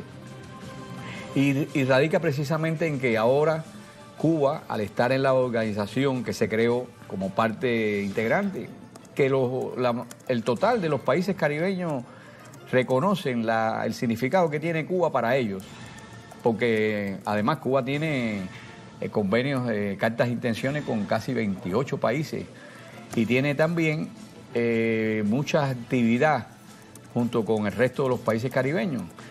Cuba es la hermana mayor de todos los caribeños, y la ven como un elemento importante porque ha tenido y va a tener, con todo lo que es la zona del Mariel, un volumen, debido a que tanto China como Rusia esperan que por allí sea esa zona el puerto de Mariel, otro nodo estratégico. La zona económica en Mariel, que hay puertos, hay áreas contratadas por las empresas.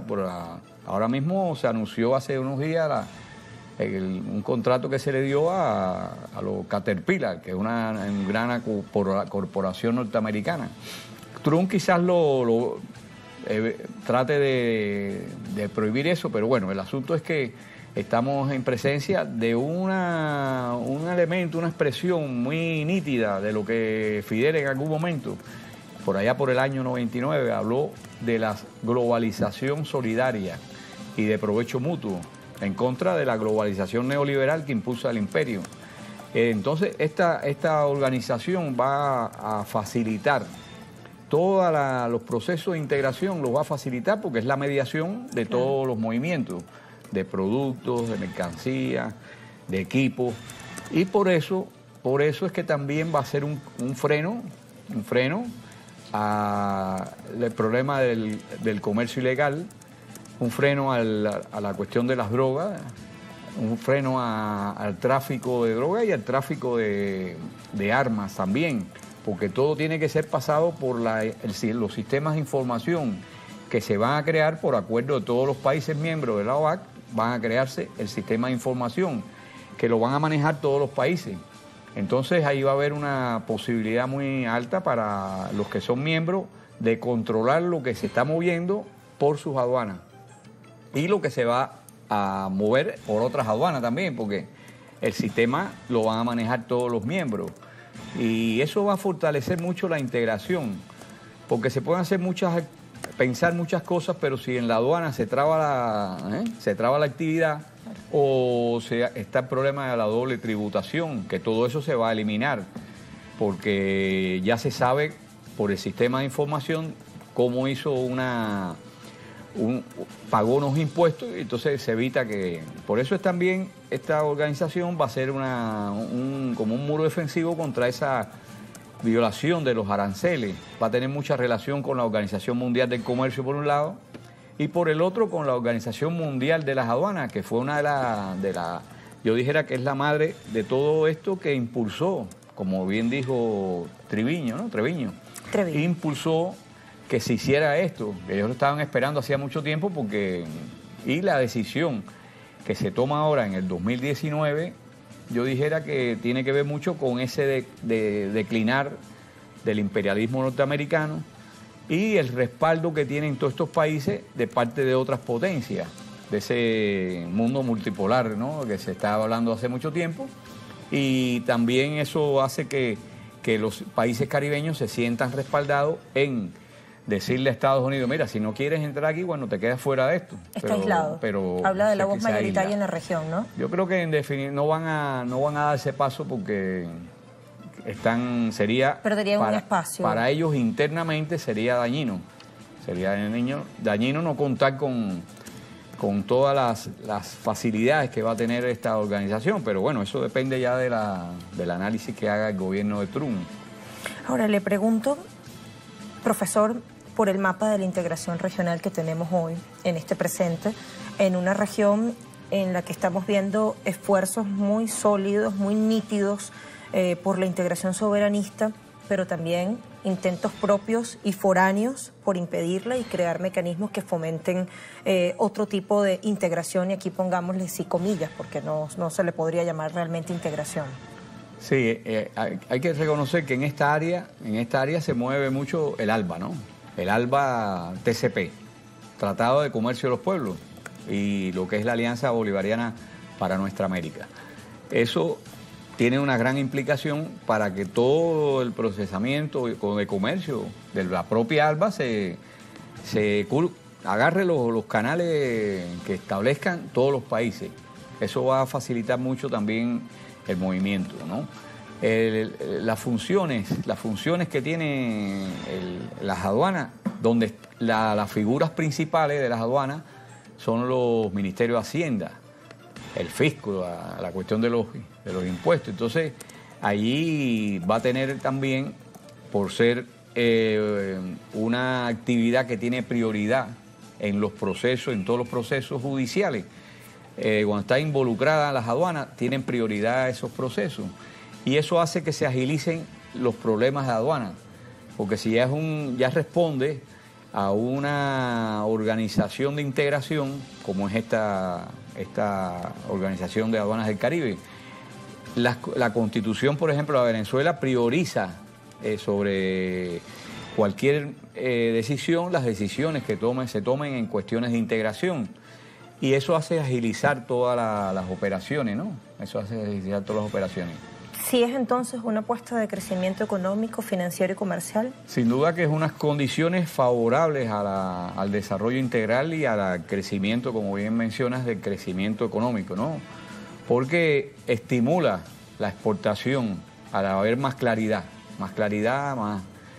En otros sistemas aduanales está esto bastante revelado, de mucho interés, y repito, ¿no? Por algo es que tenía Estados Unidos siempre que Cuba entrara en el Consejo, porque entrar Cuba en el Consejo en otros momentos hubiera tenido una voz y un respaldo de todos los países caribeños que siempre tuvo, incluso después, sobre todo después de que se creó la Organización de Estados del Caribe, que esa es la Organización de Estados del Caribe. Se ha planteado siempre promover toda la integración del Caribe.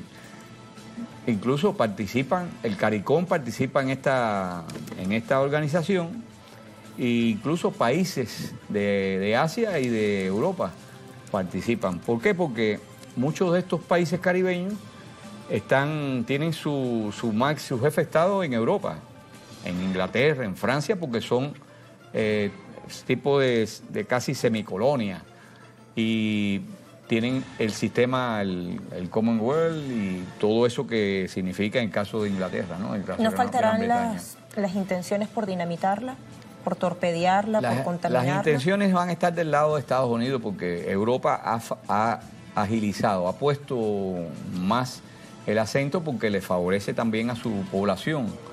Las poblaciones que ellos tienen, que mucha de esa población se sienten bien siendo parte de esos países grandes, pues le favorece, evita que hayan más repulsa o protestas, ¿no?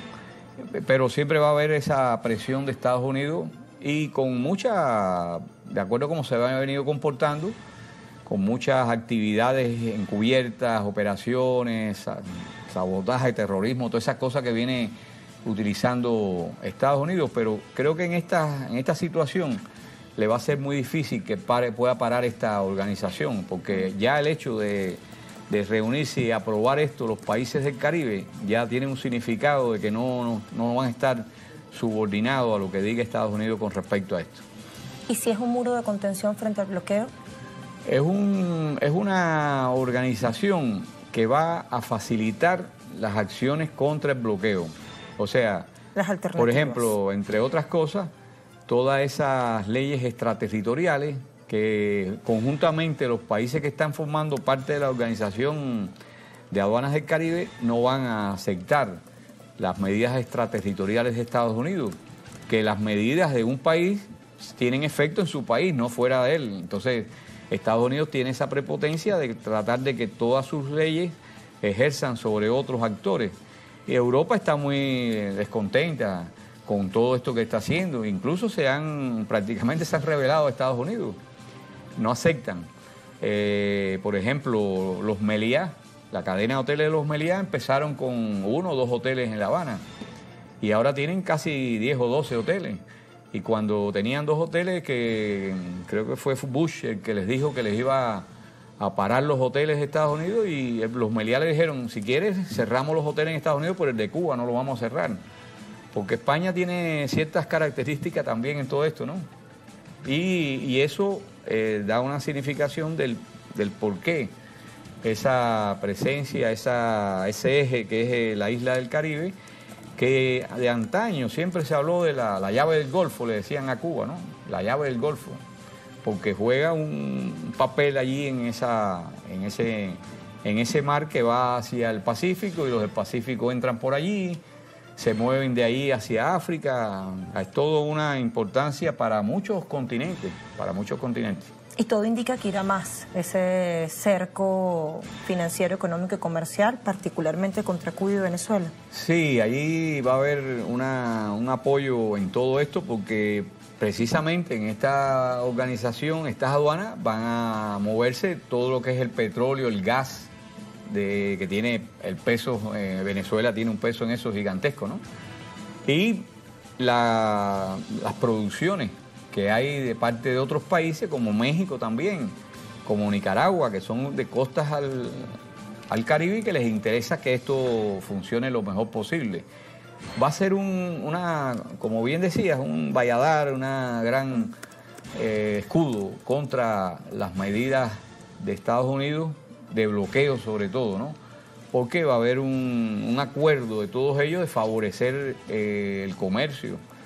Y las cosas que Estados Unidos hacía o que hace, ¿no? Ahí ya va a empezar a tener que tener en cuenta estas organizaciones que se están dando en el Caribe. Profesor Ernesto, gracias por haber estado con nosotros. Para servirle. Hasta pronto. Pasemos a nuestras conclusiones sobre la base del intercambio que hemos tenido con nuestros analistas.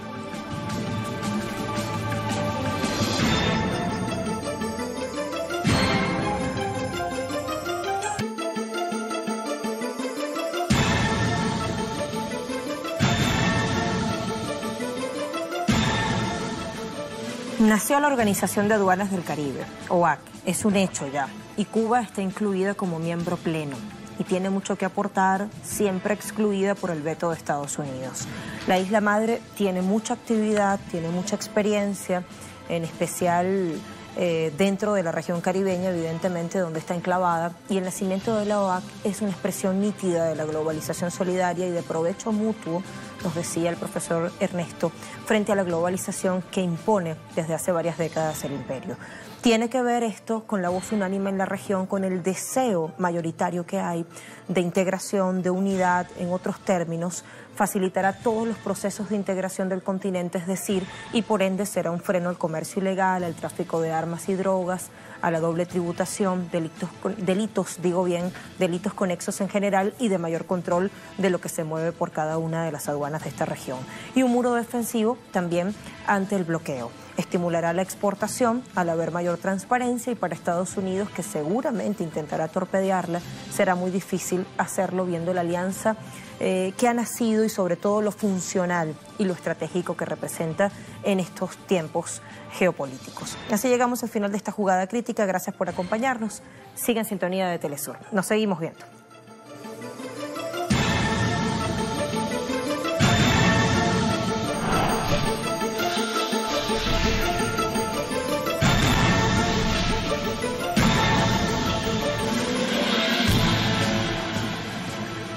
Hemos estado presente en todos los acontecimientos protagonizados por nuestros pueblos.